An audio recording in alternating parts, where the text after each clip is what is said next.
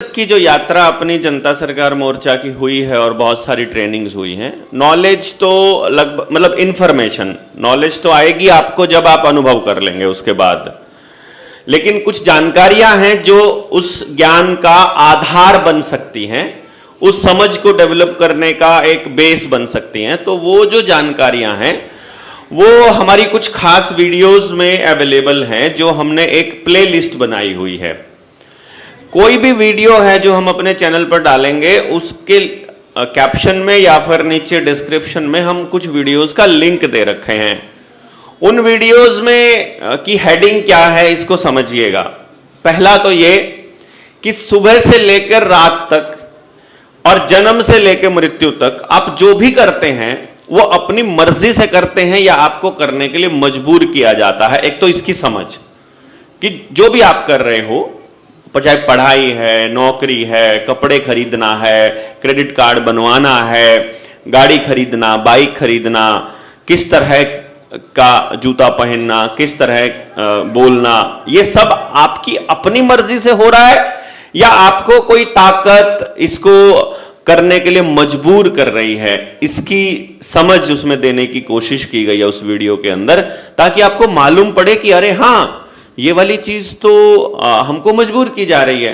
जैसे आप में से कभी किसी ने त्योहार पर मार्केट में गए हुए ऐसा किया है कि आप बाजार में खरीदने कुछ और गए थे और साथ में 5-7 चीजें या 1-2 चीजें और ले आए एक्स्ट्रा? किस किस ने किया है ये कि आप लेने कुछ और गए थे और कई बार तो लेके ही कुछ और आते हैं? होता है ना? ये मतलब आप देखो कि घर से आप चले, कितने सारे लोगों के साथ ये लगभग सबके साथ हो चुका है कि आप खरीदने कुछ और चले घर से और खरीद कर और चीजें भी लाए, और कई बार आपने महसूस किया होगा या आपके घर के किसी सदस्य ने आपको बोला होगा या अपने आप से आपको महसूस हुआ होगा कि ये जो खरीद कर लाया हूं इसकी जरूरत नहीं थी। हुआ किसी के साथ ऐसा? खरीदने के बाद महसूस हुआ होगा यार जरूरत नहीं थी, है ना?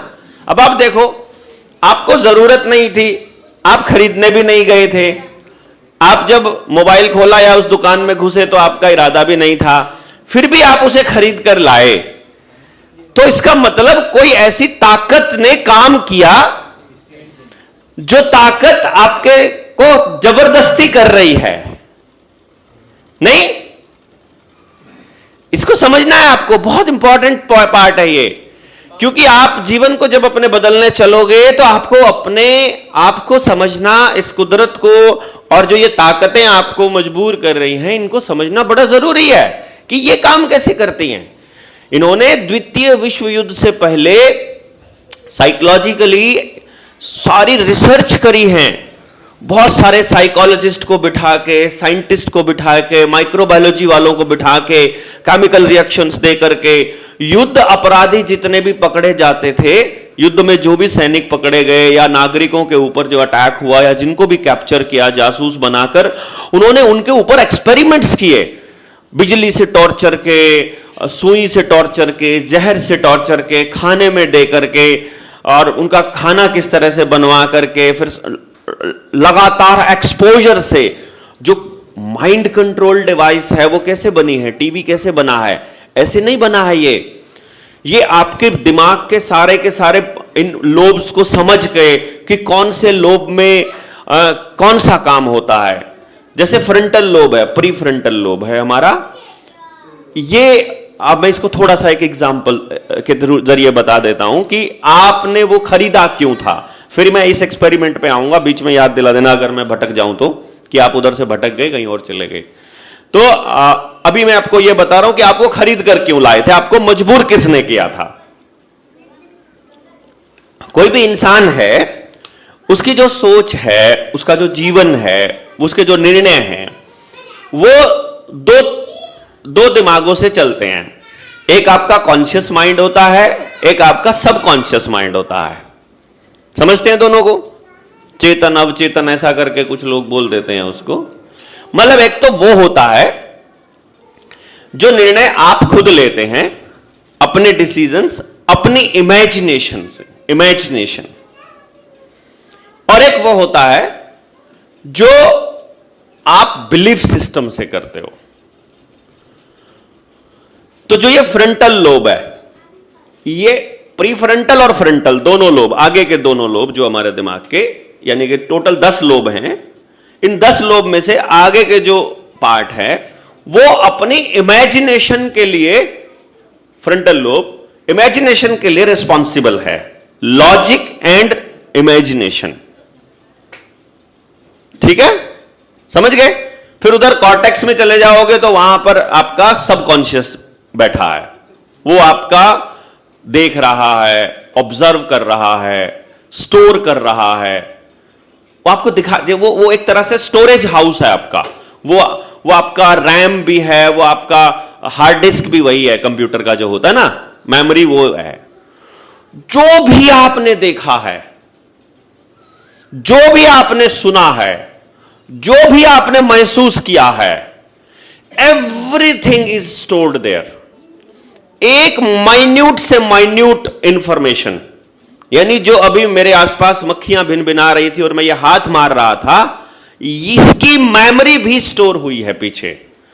तो जब मैं जाऊंगा और मुझे घर में बहुत सारी मक्खियां तंग कर रही होंगी और अब मैं गया लेने के लिए, कुछ और था, बिस्किट, नमकीन या कपड़े या कुछ भी लेने गया था, और उस शोरूम के अंदर वो बड़ा स्टोर है, उसमें बहुत सारी चीजें हैं, और वहां सामने एक चीज दिखाई दे जाती है कि मक्खियों से पीछा छुड़ाने के लिए ये एक उपकरण है, तो एकदम से वो घर वाली मक्खियां याद आएंगी कि लो तुमको तो आज शाम को देखता हूं मैं। यानी वो स्टोरेज जो है पीछे रहता है कि कभी कभी जरूरत पड़ जाती है, और कुछ कई बार वो मेमोरी इतना काम करती है कि आप बाजार से केवल इसलिए खरीद कर लेकर आते हैं क्योंकि 6 महीने पहले उसकी जरूरत पड़ी थी और वो चीज घर में नहीं थी। तो अगली बार आप खरीद कर लाएंगे कि क्या पता कभी जरूरत पड़ जाए, और उस वक्त दुकान पे क्या पता ना मिले, तो अभी खरीद के रख लेते हैं। भले ही वो धीरे धीरे, मतलब पहले जो चीज लेके आते हैं सामने रखते हैं, फिर उसका उपयोग थोड़ा कम होता है तो थोड़ा साइड में रखते हैं, फिर थोड़ा उपयोग होता है तो दरवाजे के पीछे या दूसरे जगह पर रख देते हैं, दूसरे कमरे में जहां कम आना जाना रहता है, और जब उसका उपयोग थोड़ा सा और ही लगता है कि कोई नहीं है तो फिर वो स्टोर में चले जाती है। और जो चीज स्टोर में चली जाती है वो केवल होली दिवाली पे ही साफ होती है, उसका पता लगता है तेरे की तो रखी थी, एक तो खरीद लाए और भी, मतलब वो भूल भी जाते हैं, वो वहां रखी भी है और हम और भी ले आते हैं। तो ये पार्ट कैसे काम करता है, क्योंकि इसी से उन्होंने आपको समझा है, इसी से उन्होंने आपको मजबूर किया है, और यही चीज आपको चला रही है। तो जो जन्म के पहले, गर्भ के आखिरी के जो 2 महीने होते हैं, 7वें महीने तक ब्रेन डेवलप होता है, 7वें महीने तक, 28वें हफ्ते तक प्रेगनेंसी के, और 28वें हफ्ते के बाद जन्म से लेकर, मतलब जन्म तक वो चीजों को ऑब्जर्व करना चालू करता है। माओ को पता होगा बच्चा किसी खास मोमेंट पे किक करता है, या हमें एकदम से इमोशंस हमारे निकल के आते हैं जब बच्चा पेट में है उस वक्त, तो इसका मतलब है उसे बाहर की चीजों का वो ऑब्जर्वेशन चल रहा है उसका, और वो उस पर रिएक्ट भी कर रहा है। इसका मतलब उसे मालूम है कि बाहर क्या हो रहा है, बाहर म्यूजिक है कि शोर है, वो जो घर में हो रहा है वो लड़ाई झगड़ा है, या फिर मतलब कई बार ऐसा होगा कि घर में लड़ाई हुई और प्रेग्नेंट जो लेडी है वो फेंट होने की हालत में आ जाए, वो बेहोश हो जाएगी, या उसको डिप्रेशन टाइप का, मतलब बहुत एंजाइटी हो जाएगी। वो असल में अंदर जो बच्चा है वो कर रहा है कि रहने दो, इनसे दूर जाओ तुम, ये गलत आदमी है, ये गलत काम कर रहे हैं। बेसिकली वो रिएक्शन भी चलता है उसका। और फिर पैदा होने से लेकर जीवन के पहले 6 साल थोड़े क्रिटिकल हैं, और फिर 1-2 साल और, 7 साल लगा लो, 8 लगा लो, लेकिन क्रिटिकली 6 साल आदमी के कैरेक्टर बिल्डिंग का काम करते हैं। समझ गए? उस कैरेक्टर बिल्डिंग में क्या क्या होता है? उसमें होता है बच्चा जब बैठा है, लेटा है, तो वो उसका दादा, उसके मम्मी पापा या दूसरे लोग, ए ले ले ले ले ले ले बच्चा, तो क्या हो गया, हंस रहे, खाना खाना है, भूख लगी है, ऐसा करके, मतलब उसको समझ नहीं आ रहा, फिर भी हम लोग मुंह बना के बात कर रहे होते हैं ताकि उसका ध्यान आकर्षण के लिए अंदर से प्रेम वश हम उसे बोल रहे होते हैं। वो अट्रैक्ट होता है उसे, वो देख रहा है, ऑब्जर्व कर रहा है कि ये कैसा कर रहा है। उसे अभी एक्सप्रेस करना नहीं आता, लेकिन वो मेमोरी में स्टोर हो गया। क्योंकि जब आपने कभी बच्चा पहली बार देखोगे तो आप अपने आप मुंह से निकलेगा ले ले ले ले ले, मतलब ये नहीं निकलेगा कि बच्चा बड़ा, मतलब बच्चा बड़ा प्यारा, अंदर से एकदम खुशी ही आएगी, वो ऑटोमेटिक है। मतलब आप कोई प्रयास नहीं कर रहे हो, आपको किसी ने सिखाया नहीं है, आपको किसी ने ट्रेनिंग नहीं दी है कि खाना बनाने की तरह आपको ट्रेनिंग मिली हो या साइकिल चलाने की तरह आपको सिखाया हो, सिखाया नहीं ना। मतलब बच्चे को कैसे पकड़ा है आपने, पकड़ना कैसे, वो सब ऑलरेडी। कोई चीज खानी है, बच्चे के मुंह पे कोई चीज हाथ में दे दो, वो चुप अपने आप हाथ में ले जाएगा, है ना, मतलब मुंह में ले जाएगा। या आप मुंह पे रख दो उसको, वो अपने आप चूसने और चबाने लग जाए। उसको सिखाया है किसी ने कि पहले ऐसे मुंह खोलना है फिर बंद करना है, या उसको ऐसे घूंटना है? कुछ नहीं सिखाया है। कुछ चीजें हैं वो अपने आप काम कर रही हैं बॉडी में, फिर कुछ चीजें दिमाग में हैं, मतलब कुछ तो रिफ्लेक्स का काम है।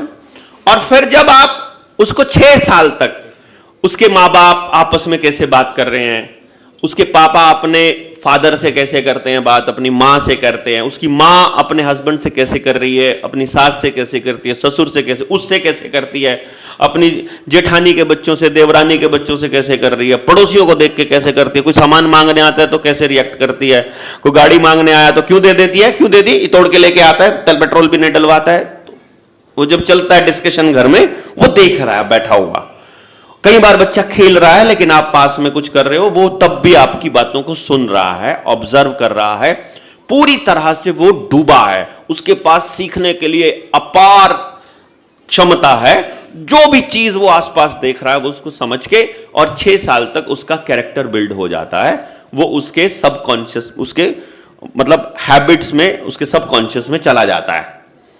यानी आप उसके साथ सिनेमा भी गए हो, आप उसके साथ में मॉल में भी गए हो, आप उसके साथ में परिवार में भी बात किया है, आपने पड़ोसियों से भी बात किया है, आपने फोन पे भी बात किया है, आपने टीवी में कार्यक्रम भी चलाए हैं, आपने ड्राइविंग भी की है। ड्राइविंग पे भी पापा कैसे बात करते हैं जब कोई आगे कोई मोटरसाइकिल वाला आ जाए, साला हराम जाता है, तुझे को मालूम नहीं, टाइप से जो भी लैंग्वेज वो यूज करते हैं, क्या यार इनको चलाना नहीं आता है, जो भी भाषा में आप बात करते हैं वो सब कुछ जाके स्टोरेज हो जाता है। और किसी चीज पर आप कैसे रिएक्ट कर रहे हैं वो सब भी, तो वहां से वो एक निर्णय ले लेता है कि मुझे अपने जीवन में निर्णय कैसे लेने हैं। और बड़ा होने के बाद उसके सारे के सारे निर्णय अगर मैं कैलकुलेट करूं और देखूं तो केवल 5% निर्णय ऐसे होते हैं जो उसकी इमेजिनेशन से उसके निर्णय होते हैं।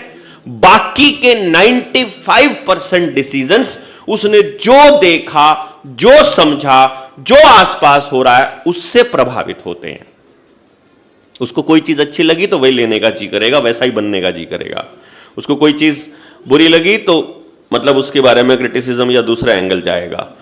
इसका अर्थ क्या हुआ कि यह समझ लिया साइकोलॉजिस्ट ने कि पूरी की पूरी जनरेशन को अगर अपने हिसाब से चलाना है तो उनके बिलीफ सिस्टम में डाल दो, पढ़ना लिखना बहुत जरूरी है, इसके बिना जीना संभव नहीं, कंपटीशन बहुत है, हमको बहुत मेहनत करनी पड़ेगी, हमको बहुत संघर्ष करना पड़ेगा, हमको बहुत सारे चीजें अचीव करनी है, हमको सबसे आगे निकलना है, हमारा भी कोई अस्तित्व है, हमको अपने आप को साबित करना है, हम किसी से कम नहीं हैं, हमें ये करना है, ये अचीव करना है, जिंदगी के गोल होने चाहिए, वो गोल हमको ऐसे प्राप्त करने हैं, उसके लिए हमें बहुत सारा त्याग करना पड़ेगा, हमको नींद त्यागनी पड़ेगी, परिवार त्यागना पड़ेगा, घर त्यागना पड़ेगा, सेहत त्यागनी पड़ेगी, अच्छी अच्छी चीजें सारी त्यागनी पड़ेगी और गंदगी लेनी पड़ेगी। ये सारा कुछ आपको सिखाया जाता है।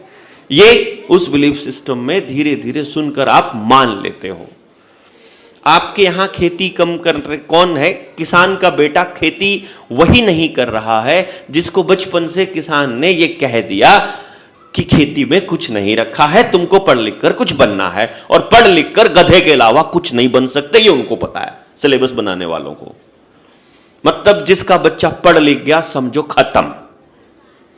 आप देखो जरा, छोटा बच्चा प्राइमरी में जब स्कूल में जाता है तो कई बार मैम की शिकायत हो सकती है, ये टिक कर नहीं बैठता है, ये ऐसे ऐसे सवाल पूछता है, इसको काम कहो तो करता नहीं है, यानी उसकी मस्ती अपनी मर्जी चल रही है। अगर मम्मी ने घर से पढ़ाकर नहीं भेजा है तो, मतलब मम्मी ने सारी चीजें सिखा के बैठिया, पहले ये करके जा, स्कूल में जा रहा है, उनको बच्चों को सारों को 10 तक काउंटिंग आती है, तेरे को कम से कम 20 तक आनी चाहिए, 100 तक तो आनी चाहिए, पहले से ही सिखा के भेजेगी। ए फॉर एप्पल पहले से आनी चाहिए, क्योंकि कंपटीशन का जमाना है। तो वो जो कचरा करना था वो घर में ही चालू कर दिया पहले ही मम्मी ने। अब जब स्कूल में गया तो थोड़ा सा कचरा वो हो चुका है, बाकी का कचरा उसकी मैम कर देगी, क्योंकि वो इसी कचरा एजुकेशन सिस्टम से पल बढ़ कर आई है, और वो उसको फिर सिखाने लगेगी। अगर बच्चा स्वच्छंद है, अपनी मस्ती का मालिक है, कुदरत से जुड़ा हुआ है और एकदम से मस्त है। बच्चे कुदरत से नेचुरली जुड़े होते हैं, मालूम है ना आपको? कुदरत से जुड़ने का उनका सबसे प्राइमरी जो रास्ता है वो अपने माँ का पेट है। फिर जब वो बाहर आते हैं तो वो जो उनकी नाल होती है जन्म के बाद, आप देखेंगे कि जन्म के आधा घंटा 1 घंटा तक वो नाल जो है मतलब वैसे ही रहती है, सूखती नहीं है जब तक वो। इसका मतलब तब तक बच्चे को सारा न्यूट्रिशन, सारा जितना इम्यूनिटी और जितना भोजन जो उसको चाहिए और नॉलेज, वो सारा नाल के थ्रू मां से मिल रहा है। लेकिन ये हरामखोर डॉक्टर्स क्या करते हैं, बच्चे को बाहर निकालते ही सबसे पहले नाल काटते हैं, क्योंकि वो नाल अगर किलो में बेची जाए तो लाखों रुपया किलो बिकती है। और उसके मतलब ये समझो कि जवान रहने के लिए जो दवाइयां बनती है उनमें इस्तेमाल होता है, बीमार ना पड़े उसके लिए इस्तेमाल होता है। वो इतनी इंपॉर्टेंट चीज है, ये डॉक्टर्स उसको खत्म कर देते हैं। पहले जब नेचुरल तरीके से, कुदरती तरीके से बच्चे का जन्म होता था तो उस वक्त आपने देखा होगा कि उस कमरे में, बल्कि सबसे हर घर के अंदर एक अंधेरी कोठरी होती थी, उसके अंदर जन्म होता था। और दिया भी अगर कमरे में है तो उसके आगे भी कोई चीज रख दी जाती थी ताकि सीधी रोशनी मां के ऊपर और बच्चे के ऊपर ना पड़े।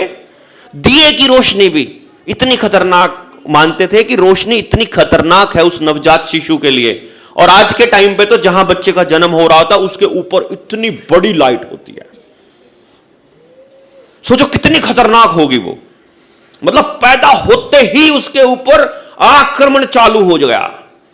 और हमको लग रहा है, और हमको टीवी ने यह सिखाया, मैंने बताया 95% जो हम देख रहे हैं, टीवी आमतौर पे हमें दिखा रहा है कि चीजें कैसे होनी चाहिए, और आप मान लेते हैं कि वही सब सही है। समझ रहे हैं ना? यानी कि आपने देखा होगा फिल्मों के अंदर, अमिताभ बच्चन का दोस्त जो है वो अस्पताल में पड़ा है और डॉक्टर कह रहा है बचने की संभावना नहीं है, तो अमिताभ बच्चन शिव जी के सामने जाकर बोलता है, खुश तो बहुत हो गए तुम, आज हमारा नाश हो गया है, सुना है ना? और फिर वो कहता है देख लियो, मतलब भगवान को तो ऐसे करके बात करके आता है। और फिर डॉक्टर जब ऑपरेशन थिएटर से बाहर निकलता है अपने ग्लव्स उतारते हुए, और फिर वो हीरो या हीरोइन जब उससे मिलती है तो डॉक्टर कहता है अब वो सेफ है, और वो फिर उसके चरणों में गिर जाते हैं कि अब भगवान का दूसरा रूप है, बस आपने बचा लिया, उससे तो कुछ हुआ ही नहीं था मंदिर वाले से, तो है ना?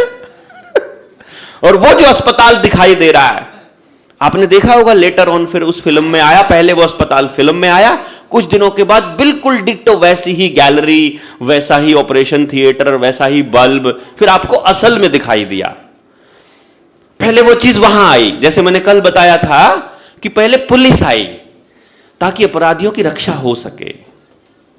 नहीं तो आप लोग मार दोगे ना अपराधियों को, निकाल दोगे गांव से, लेकिन पुलिस आके कहेगी नहीं तुम नहीं छेड़ोगे, जो होगा कानून के हिसाब से होगा, और कानून के हिसाब से 30-40 साल तक न्याय नहीं मिल सकता, ये पता है, ये हमको पता है। जो होगा कानून के हिसाब से होगा, और कानून में ऐसा कोई प्रोविजन नहीं है कि जल्दी से न्याय हो सके। वहां पर तो एक प्रोविजन है कि जो जज है वो अपने तरीके से निर्णय दे सकता है, उसकी डिस्क्रिटरी पावर है, वो अपनी मर्जी से निर्णय ले सकता है। समझ रहे हैं मेरी बात को? तो अब जो पहले के 6 साल और उसके बाद के जीवन में जितनी भी चीजें आप देख रहे हो, वो सब की सब आपके जीवन को चला रही हैं।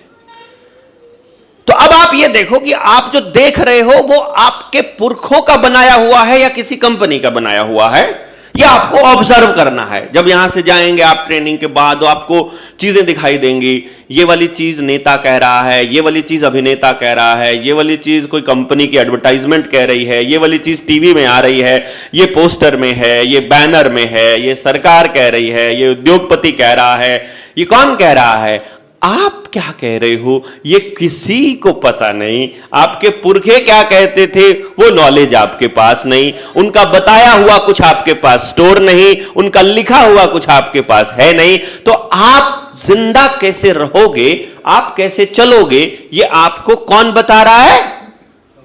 कोई और, वो कोई भी हो सकता है।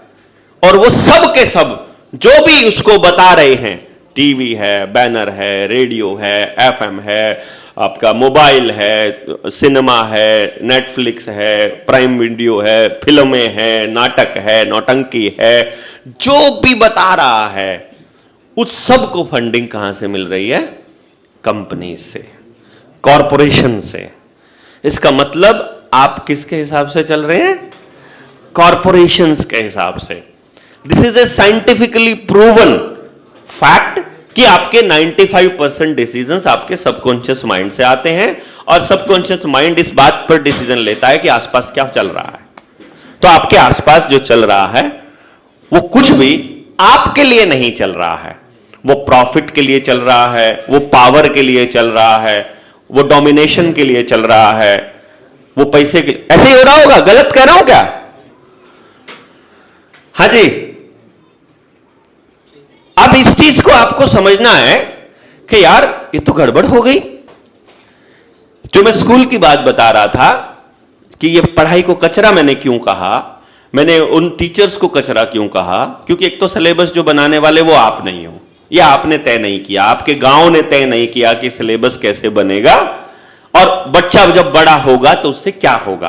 क्या आपने कभी कोई आरटीआई डालकर, कोई सवाल पूछकर, कोई चिट्ठी डालकर अपने किसी अध्यापक से, प्रधानाध्यापक से, एजुकेशन मिनिस्टर से, डायरेक्टर ऑफ सेकेंडरी एजुकेशन या प्राइमरी एजुकेशन के किसी डायरेक्टर से चिट्ठी डालकर कभी पूछा कि तुमको ये किसने बताया, ये कैसे साबित हुआ कि ये वाली पढ़ाई पढ़कर हमारे बच्चे की ग्रोथ होएगी, ये वाली पढ़ाई पढ़कर इनके जीवन का क्या उद्देश्य है, ये बता तो दो हमको।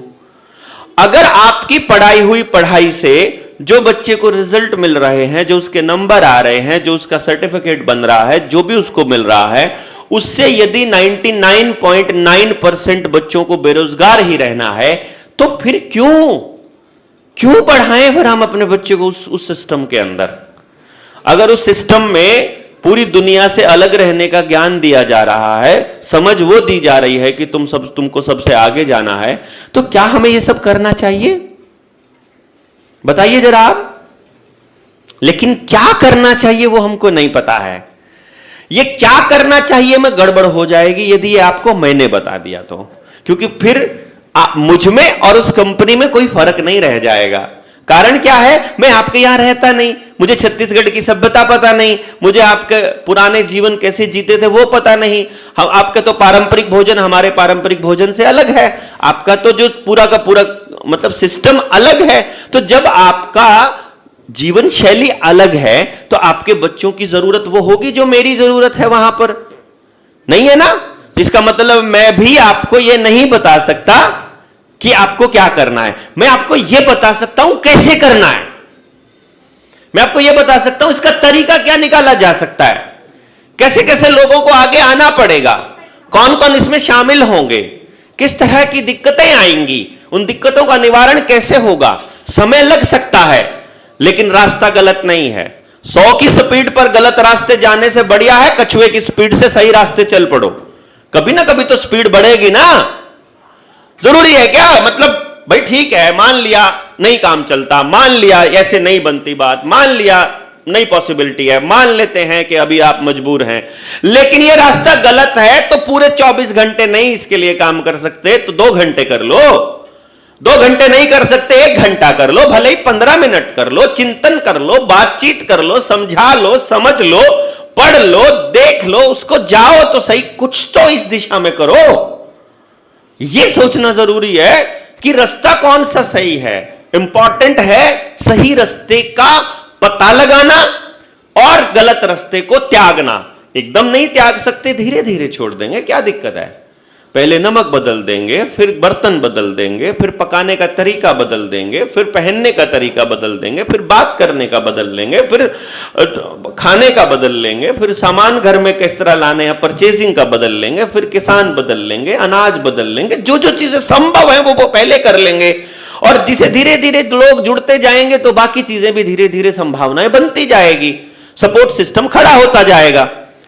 अभी तो पूरा सिस्टम पूंजीवाद के अधीन है, तो जो कुछ चल रहा है पूंजीवाद के अधीन चल रहा है, तो पूंजीवाद अगर नहीं, अगर अभी हमको सरवाइव करने देगा नहीं, लेकिन जब भाईचारा बन जाएगा, जब फैमिली कल्चर बन जाएगी, तब शायद कुछ ना कुछ संभावनाएं बनेंगी। और जब संभावनाएं बनेंगी तो डेफिनेटली सॉल्यूशंस तो मिलेंगे, है ना। लेकिन वो ना हम कह रहे कि एक दिन में करना है, ना हम उम्मीद कर रहे कि एक दिन में होना चाहिए, ना हम कह रहे आपको कि एकदम जाते ही सब कुछ क्रॉस कर दो, कांटा मार दो। ना ना ना ना ना, समझो पहले।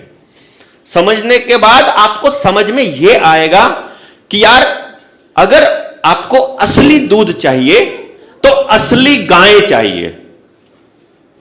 क्यों बताइए आप? असली दूध के लिए कंपनी दे सकती है, फैक्ट्री दे सकती है, या गाय दे सकती है? गाय भी आपको असली दूध तब देगी जो पोषण आपके बच्चे को चाहिए, जब वो डेली कम से कम 4 किलोमीटर पैदल चले, 2 से 4 किलोमीटर डेली का पैदल चले, वो चर के आए और समूह में जाए और समूह में आए, वो अकेली खड़ी ना रहे घर में। इसके लिए आपको एक से ज्यादा डंगर रखना पड़ेगा, और एक डंगर चलेगा तो दिक्कत हो जाएगी, तो पड़ोसियों के साथ आपको कोऑपरेशन में करना ही पड़ेगा। रोज रोज सब कोई चराने नहीं जा सकता, तो 10 फैमिलियों के डंगरों को एक आदमी चराने जा सकता है, तो 10 दिन एक ड्यूटी, 10 दिन एक, 10 दिन एक, या एक दिन एक, तो पहले वाले की ड्यूटी 10 दिन में आएगी। 30 फैमिलीज हो जाएंगी तो पहले वाले की ड्यूटी 30 दिन में आएगी। 30 दिन में तो एक आदमी चला ही जा सकता है ना पूरी फैमिली के साथ चल के। यानी मजबूरी में आपको 30 फैमिलियों के साथ रहना पड़ेगा यदि अपने बच्चे को प्योर दूध पिलाना है तो।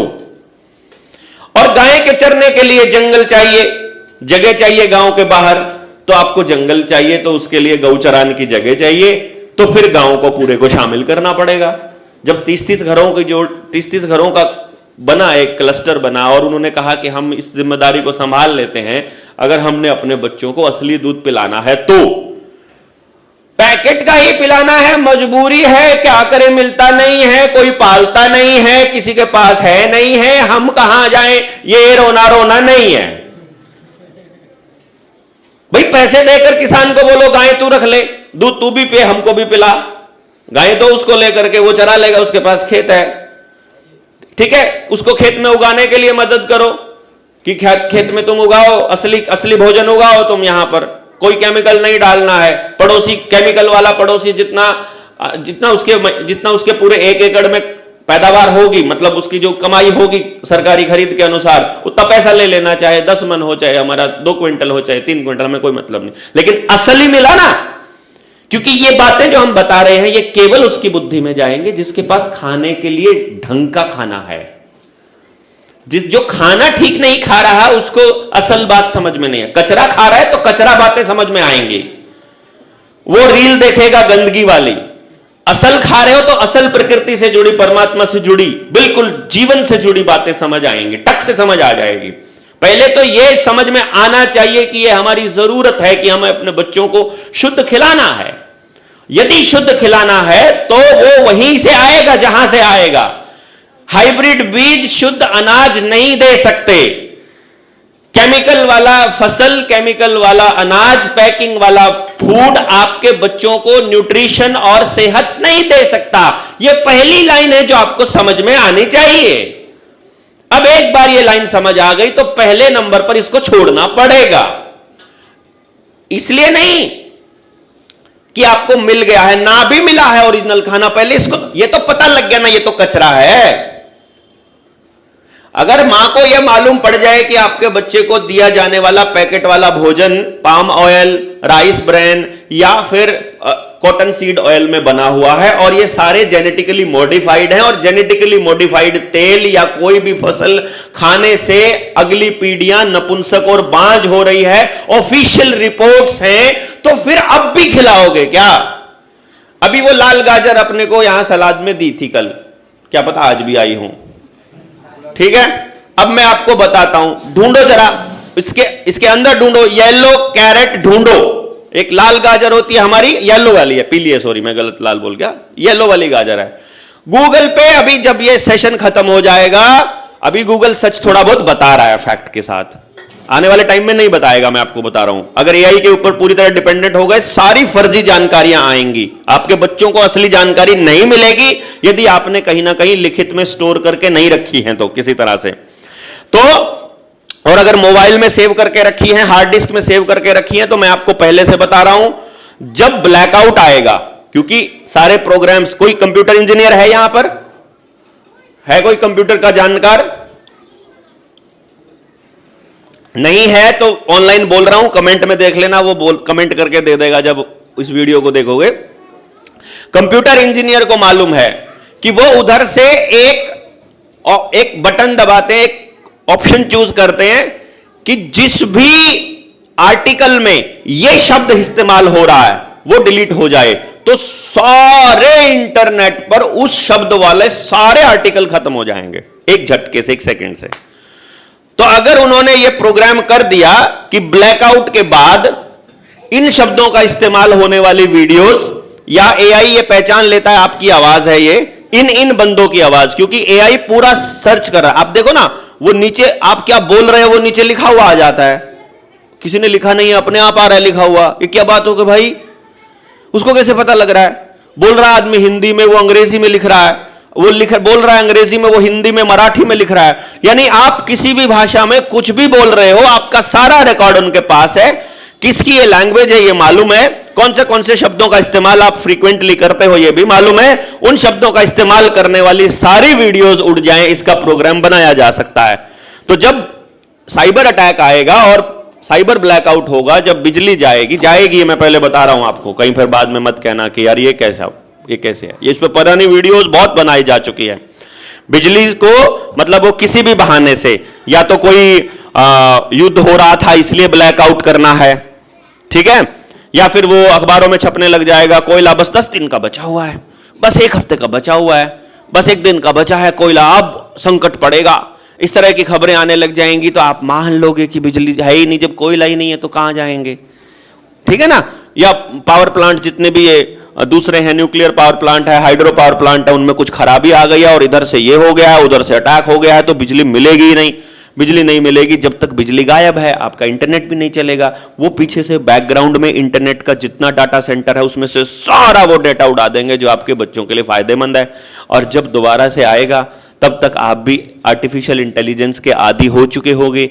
फिर एआई पे आप कुछ सर्च करोगे तो एआई पे जो आएगी जानकारी वो नहीं आएगी असली एक आप कहोगे, आप क्या कहोगे, ये तो जो लिखा है गलत लिखा है। लेकिन सही के लिए आपके पास कोई किताब है, सही के लिए आपके पास कोई डॉक्यूमेंट है, आपके पास कोई वीडियो है? हाँ, हमारे पास एक वीडियो है, हार्ड डिस्क में रखी है सेव करके हमने। बलारा जी ने वहां बताई थी वो बातें तब किसी टाइम पर 2025 में, मैं 2030 की 35 की तब की बात कर रहा हूं। तो आपको लगेगा हमारे पास पुरानी हार्ड डिस्क में है। अब वो हार्ड डिस्क लेकर आओगे, जैसे ही कंप्यूटर में डालोगे सारा डेटा फिर फिनिश, वो डेटा एक्सेस ही नहीं कर पाओगे आप। जो पुरानी वीडियोस हैं 2025 से, ब्लैकआउट से पहले की इस तरह की कोई वीडियो को आप देख नहीं पाएंगे।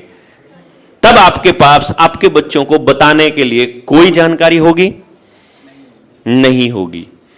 अगर मैं आपको यह कहूं कि आपके बच्चों को स्कूल में जो भी पढ़ाया जा रहा है सब फ्रॉड है, तो क्या कहोगे आप?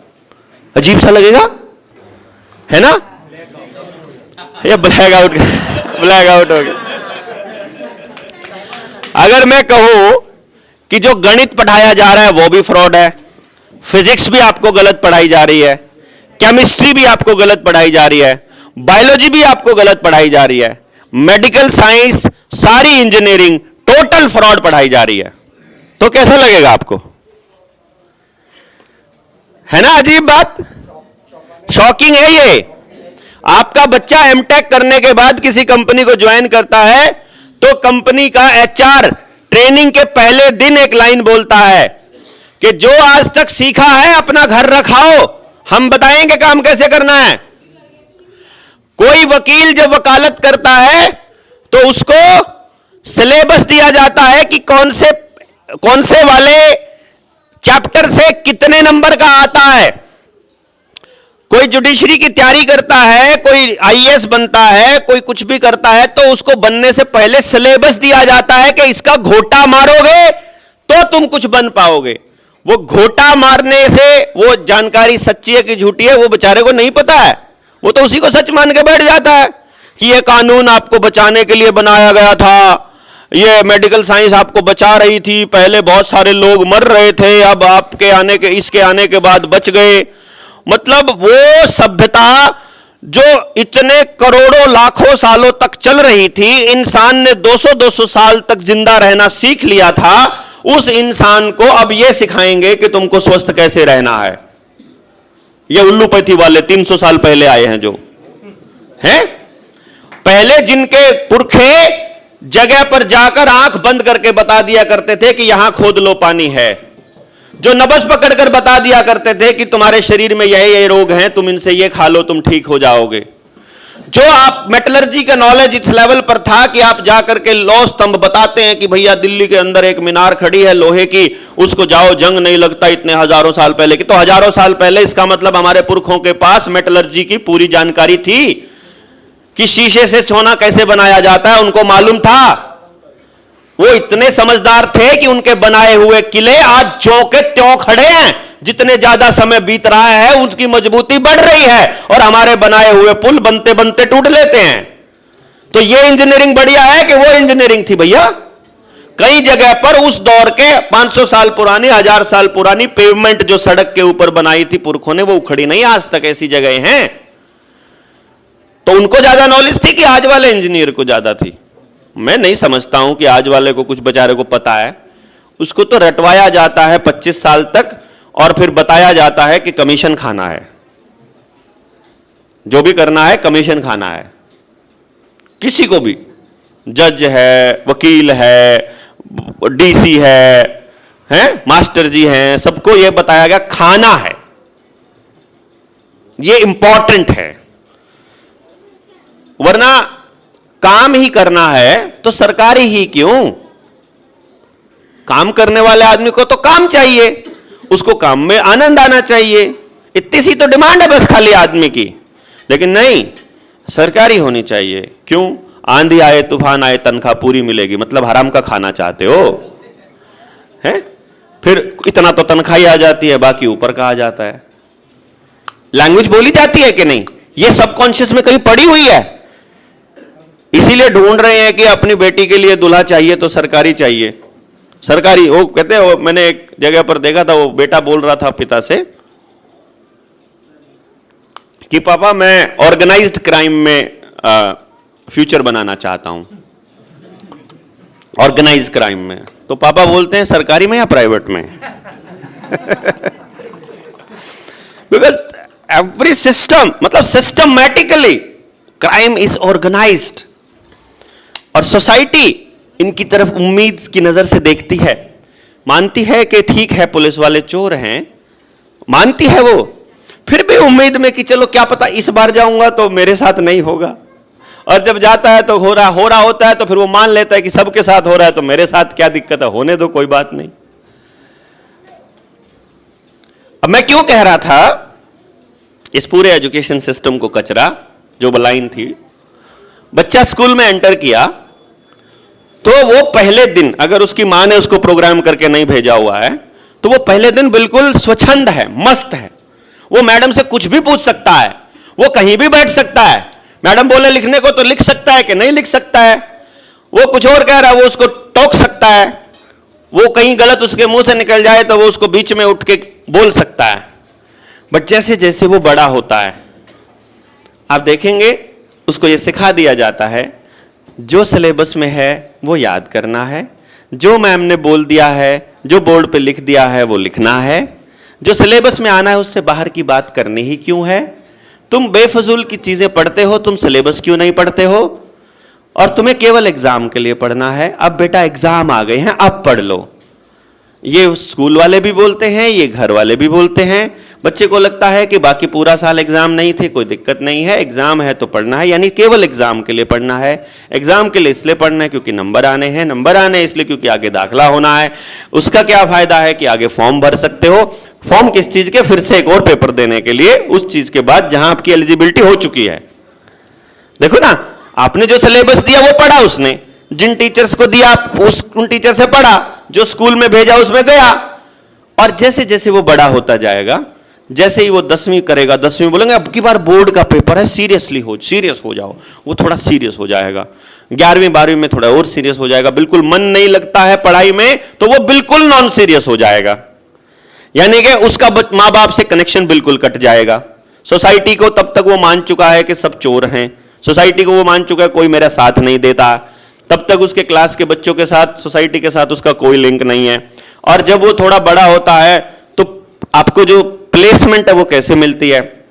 2 करोड़ बच्चा हर साल पैदा होगा, उसमें से जितने बच्चे भी दाखला लेंगे, सब बच्चे दाखला भी नहीं लेते स्कूल में, बाकी जो बच्चे दाखला लेंगे उनमें से 50 लाख 12वीं पास करता है।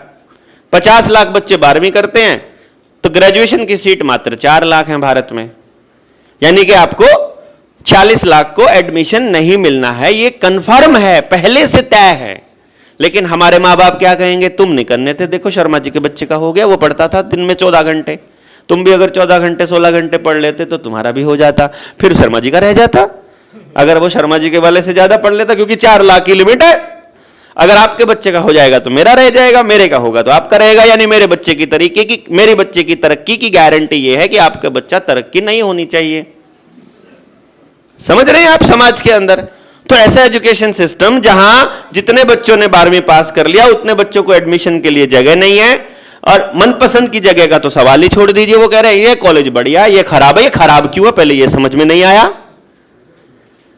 मुझे आज तक ये समझ में नहीं आया कि भैया शहर के अंदर दिल्ली का कोई कॉलेज टॉप कॉलेज क्यों है, कि वहां पर अच्छे प्रोफेसर है, तो गांव के पास के किसी कॉलेज में अच्छे प्रोफेसर लाने से किसने रोका है? मुझे यह समझ में नहीं आया। आपके पास ऐसी मैन पावर नहीं है, आपके पास पैसे की कमी है, आपके पास समझ की कमी है, या आपकी नीयत की कमी है, मैं नहीं समझ पाया। अब मैं आपके दिमाग में यह डाल रहा हूं कि कौन रोक रहा है वहां उन ऐसे इंस्टीट्यूशंस बनाने से, वैसी पढ़ाई लाने से। वो रोक नहीं रहे हैं, वो आपके दिमाग में ये डाल रहे हैं कि वहां से पढ़े हुए के चांसेस ज्यादा हैं, यहां से पढ़े हुए के चांसेस नहीं है, ताकि हर आदमी का विस्थापन करना आसान हो जाए, ताकि हर आदमी अपनी जगह से बेहतर जगह जाने के चक्कर में लगा रहे। वो अपनी जगह को बेहतर ना बनाए बल्कि पलायनवादी होकर सब कुछ छोड़कर भाग जाए। वो समस्या से लड़ना शुरू ही ना करे बल्कि भागे वो समस्या से। इसलिए 4 लाख बच्चों का एडमिशन होगा स्कूल कॉलेज में। मास्टर्स में जब एडमिशन लेना है तो 40,000 सीट है मात्र पूरे भारत में मास्टर्स की। MA, MCom, MSc सर्च कर लेना, ढूंढ लेना। आंकड़ा थोड़ा बहुत बढ़ गया होगा, मैंने जब रिसर्च की थी उस दौर से, उतना कर लेना। लेकिन कैलकुलेशन का आंकड़ा यही है, 10% से 15% से ज्यादा को चांसेस बिल्कुल नहीं मिलने हैं, गारंटी है ये। भाई अगर उस टाइम की पॉपुलेशन के हिसाब से बोल रहा हूं तो आज की पॉपुलेशन के हिसाब से वो सीटें थोड़ी बहुत 1-2 नए कॉलेज बन गए होंगे हर डिस्ट्रिक्ट के अंदर, तो उस हिसाब से आप कैलकुलेशन कर सकते हैं।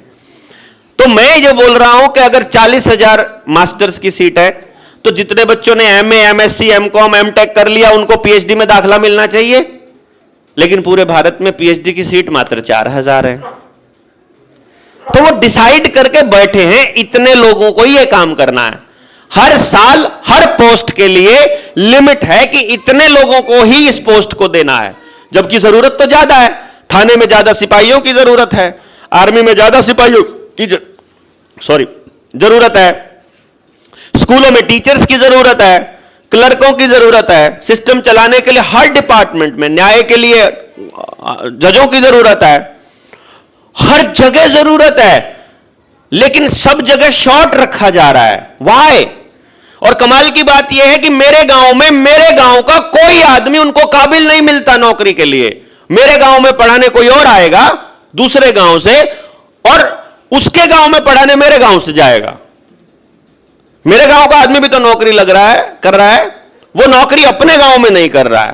और इतने बेवकूफाना आर्ग्यूमेंट देंगे, इतने बेवकूफाना आर्ग्यूमेंट देंगे कि वो अपने गांव में ठीक से काम नहीं करेगा, अपने गांव में चोरी करेगा, अपने गांव में भाई भतीजावाद करेगा, अपने गांव में ये करेगा वो करेगा, ठीक से सिस्टम से काम नहीं करेगा। चलो तुमने एक तरीका देख लिया अपना करके, यार कौन आदमी है जो अपने गांव को बर्बाद करेगा, जहां वो रहता है उस जगह को खराब करेगा, वहां का माहौल खराब करेगा। बेवकूफ लोग हैं जो हमको ऐसी बात मानने के लिए मजबूर कर देते हैं कि आदमी अपनी जगह पे अपना ही गड्ढा खोदेगा और उसमें गिरेगा। ऐसा कौन आदमी है बताओ भाई? यार गांव में रहेगा तो महीने का 15,000 रुपया कमरे का किराया बचेगा, महीने का 15,000 रुपए के पेट्रोल डीजल का खर्चा बचेगा, महीने की बोदरेशन बचेगी, गांव में ओरिजिनल खाना खाएगा, अपने परिवार के साथ रहेगा, अपने समाज को बनाने के लिए उसके पास ढेर समय होगा। 1.5 घंटा सुबह 1 घंटा शाम को आने की जो तैयारी कर रहा है उससे पीछा छूटेगा। मोटरसाइकिल पर चलकर जो कमर खराब कर रहा है, गाड़ी में चलकर जो अपनी सेहत गर्दन और ये सर्वाइकल कर रहा है वो बचेगा, सेहत भी बचेगी, पैसा भी बचेगा, समाज भी बचेगा, तंदुरुस्त भी रहेगा और अपने गांव को संवारने में योगदान भी देगा। ये समझ में नहीं आ रहा है हमको। गजब लॉजिक है भैया, है कि नहीं? क्यों? क्योंकि हमको ऐसा बता दिया गया है कि वो यहां पर चोरी करेगा, वो यहां पर ठीक से काम नहीं करेगा। मतलब वो मूल रूप से पूरी आदम जात को ही चोर कह रहे हैं। इसका तो यही मतलब हो गया ना। अगर हर कर्मचारी को वो ऐसा कह करके दूसरी जगह पर भेज रहे हैं तो पूरी आदमी की जात को चोर कह रहे हैं ना वो, और हम लोग उसको एक्सेप्ट कर रहे हैं।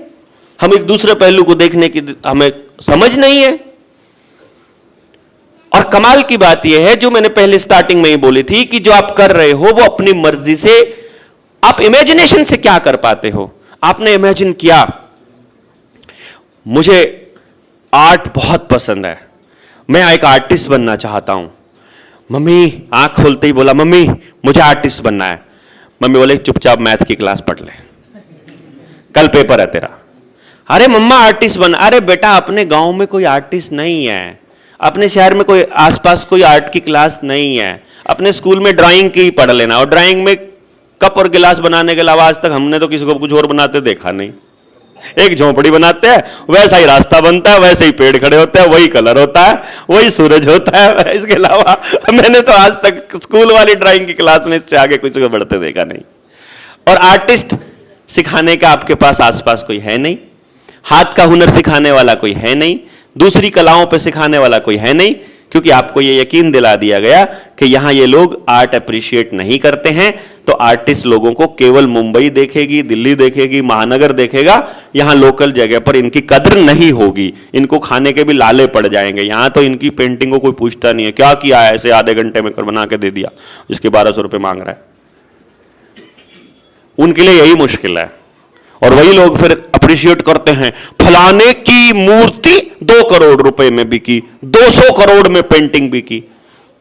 उनको ये नहीं पता है वो 200 करोड़ मनी लॉन्ड्रिंग का तरीका है, वो हवाला के लिए यूज होती है, वो आर्ट में कुछ नहीं रखा है। उससे अच्छे आर्टिस्ट हमारे गांव में पड़े हैं ऑलरेडी। तो फिर बच्चा करेगा, मुझे तो ये काम करना है, मुझे ये अच्छा लगता है, मुझे खेलना अच्छा लगता है। गांव में कोई ग्राउंड नहीं है, कोई कोच नहीं है, कोई प्रोग्राम नहीं चल रहा है जो उसके बच्चे के हुनर को निखार दे, कुछ भी नहीं चल रहा है। तो उम्मीद में शहर जा रहा है, शहर में मैडम को कह रहा है मैडम इसको खिलाओ ना। मैडम बोलती है एक की तो पीरियड होता है जी खेल का, उसी में किस किस को खिलाएंगे। ये था, हमको लगा था शायद 5,000 रुपया 6,000 रुपया महीना देकर हमारे बच्चे कुछ मिल जाएगा। फिर उस बच्चे को, क्योंकि शहर शिफ्ट हो गया है, अब वापस गांव आ गए तो बेइज्जती हो गई। हाँ चले थे बड़े नवाब बन के बच्चों को शहर लेके चले थे, वापस गांव आए तो बेइज्जती, क्योंकि पहले वाले निर्णय की शर्म कि पहले गलत निर्णय लिया गया। अब फिर वहीं पर रहकर जद्दोजहद करते हुए सारी कमाई उसी शहर को लुटाते हुए हम अपने बच्चे को किसी कोचिंग सेंटर में डालेंगे, किसी एकेडमी में डालेंगे पर्सनल सिखाने के लिए। मैं सोचा कितना बड़ा घोटाला, कितना बड़ा गेम है। हर आदमी अपनी सारी पूंजी कंपनियों को दे रहा है, सारी पूंजी। मेरे गांव का मैंने जब आंकड़ा निकाला तो मेरे गांव से 20 करोड़ रुपया 5 प्राइवेट स्कूलों को जाता है हर साल। हर घर का आंकड़ा निकाला मैंने। हेल्थ पे कितना खर्च करते हैं, लाइफ इंश्योरेंस का कितना प्रीमियम देते हैं, वो सब कुछ देखा मैंने। कित तेरे की ये खेल, हर जगह लूट। 218 करोड़ रुपए साल की आमदनी है मेरे गांव की, पूरे गांव की 218 करोड़, और पूरे साल का खर्चा, इतनी वाहियात खर्चा करते हुए भी पूरे साल का खर्चा मात्र 100 करोड़ है। बचना कितना चाहिए? 118 करोड़ पूरे गांव में बचना चाहिए, लेकिन 328 करोड़ का कर्जा भी है। हर घर माइनस में, पड़ोस के गांव में देख रहा हूं वो भी माइनस में, अगले गांव में देखा वो भी माइनस में, पड़ोस के स्टेट में देखा वो भी माइनस, पंजाब में भी सब कर्जे में। चलो मैंने सोचा शायद छत्तीसगढ़ में नहीं होंगे, बोले यहां भी गुंजाइश से ज्यादा हर कोई ने कर्जा ले रखा है। मैं तमिलनाडु जाता हूं, पूछता हूं, वहां भी, महाराष्ट्र वहीं भी, सब जगह यही हाल है।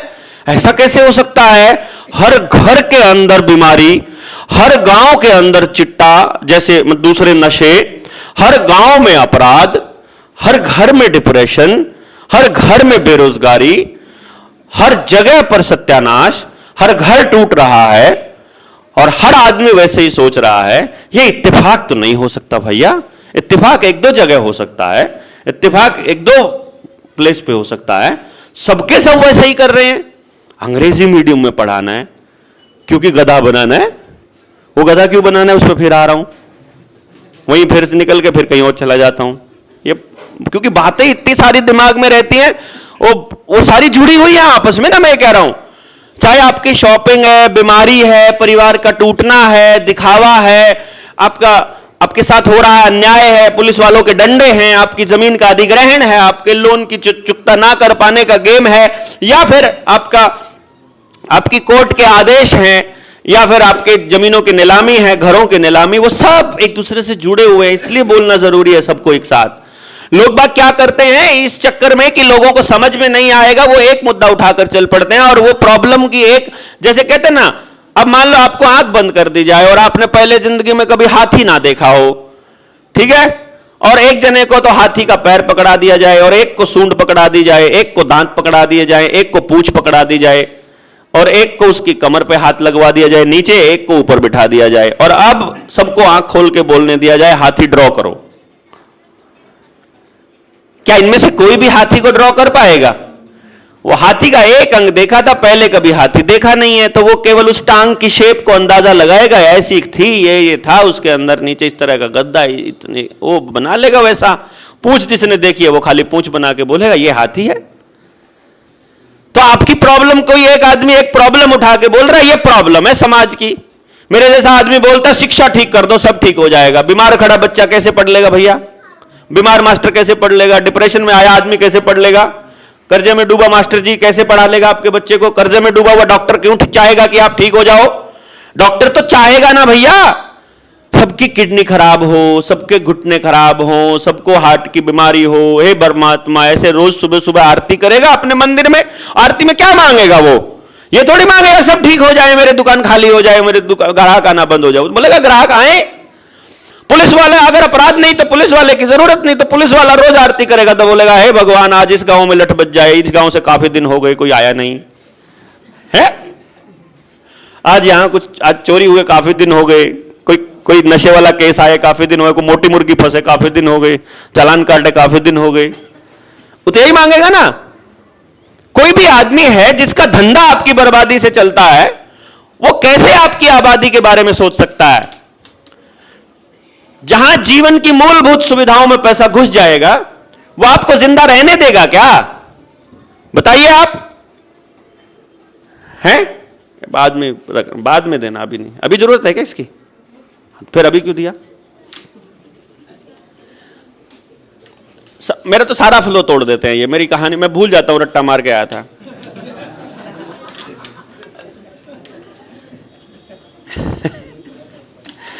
तो वो जो स्कूल की बात करता हूं, स्कूल की बात कह रहा हूं, वो क्या है कि वो बच्चा जब स्कूल में है तो जैसे जैसे वो बड़ा हो रहा है, वहीं थे ना अभी अपन बड़े होने पे थे, अभी हमने पीएचडी नहीं करी है, पहले तो एडमिशन पे ही है कि एडमिशंस नहीं मिलेंगे पहले तो नंबर पे, फिर एडमिशन मिल जाएंगे? तो आप बताओ, अगर आपके पास एडमिशन कम है, सीट कम है और एडमिशन लेने वाले ज्यादा हैं, तो अक्कड़ किसकी चलेगी? जिसका सेंटर है, जिसका कॉलेज है। इसीलिए वो अपार आईडी के लिए जबरदस्ती कर सकता है, इसीलिए वो आपके आधार कार्ड की जबरदस्ती कर सकता है, इसीलिए वो फीस की मनमानी कर सकता है। हर गांव के अंदर, हर घर के अंदर सिखाने वाले लोग हो जाए। ऐसी तैसी करी हमने किसी कॉलेज वाले की, कौन है अपार आईडी के लिए जबरदस्ती कर, भाग यहां से। हमारे गांव के अंदर डॉक्टर हो, हमको ठीक करने वाले किसी डॉक्टर कोई कह देगा कि अपार आईडी नहीं बनवाओगे तो अल्ट्रासाउंड नहीं होगा, भागो यहां से, अल्ट्रासाउंड की मशीन ले आएंगे हम अपने गांव में, इकट्ठे होकर के नहीं ला सकते। 9.5 करोड़ रुपया मेरे गांव के अंदर, 9.5 करोड़ रुपया मेडिकल माफिया को देता है मेरा गांव हर साल, और 20 करोड़ रुपया एजुकेशन माफिया को देता है। साल का 44 करोड़ रुपया इंश्योरेंस माफिया को दे रहा है, 44 करोड़ रुपया इंश्योरेंस माफिया को। और पिछले 5 साल का मैंने अपने गांव का रिकॉर्ड देखा था, एक भी एक्सीडेंटल डेथ नहीं हुई मेरे गांव में 5 साल में। यानी कि 220 करोड़ रुपया पूजने के बाद भी मेरे गांव को एक सिंगल रुपए का लाभ नहीं हुआ, जिस उम्मीद से उन्होंने मरने के बाद पैसा मिलने की उम्मीद से करवाए थे, है ना।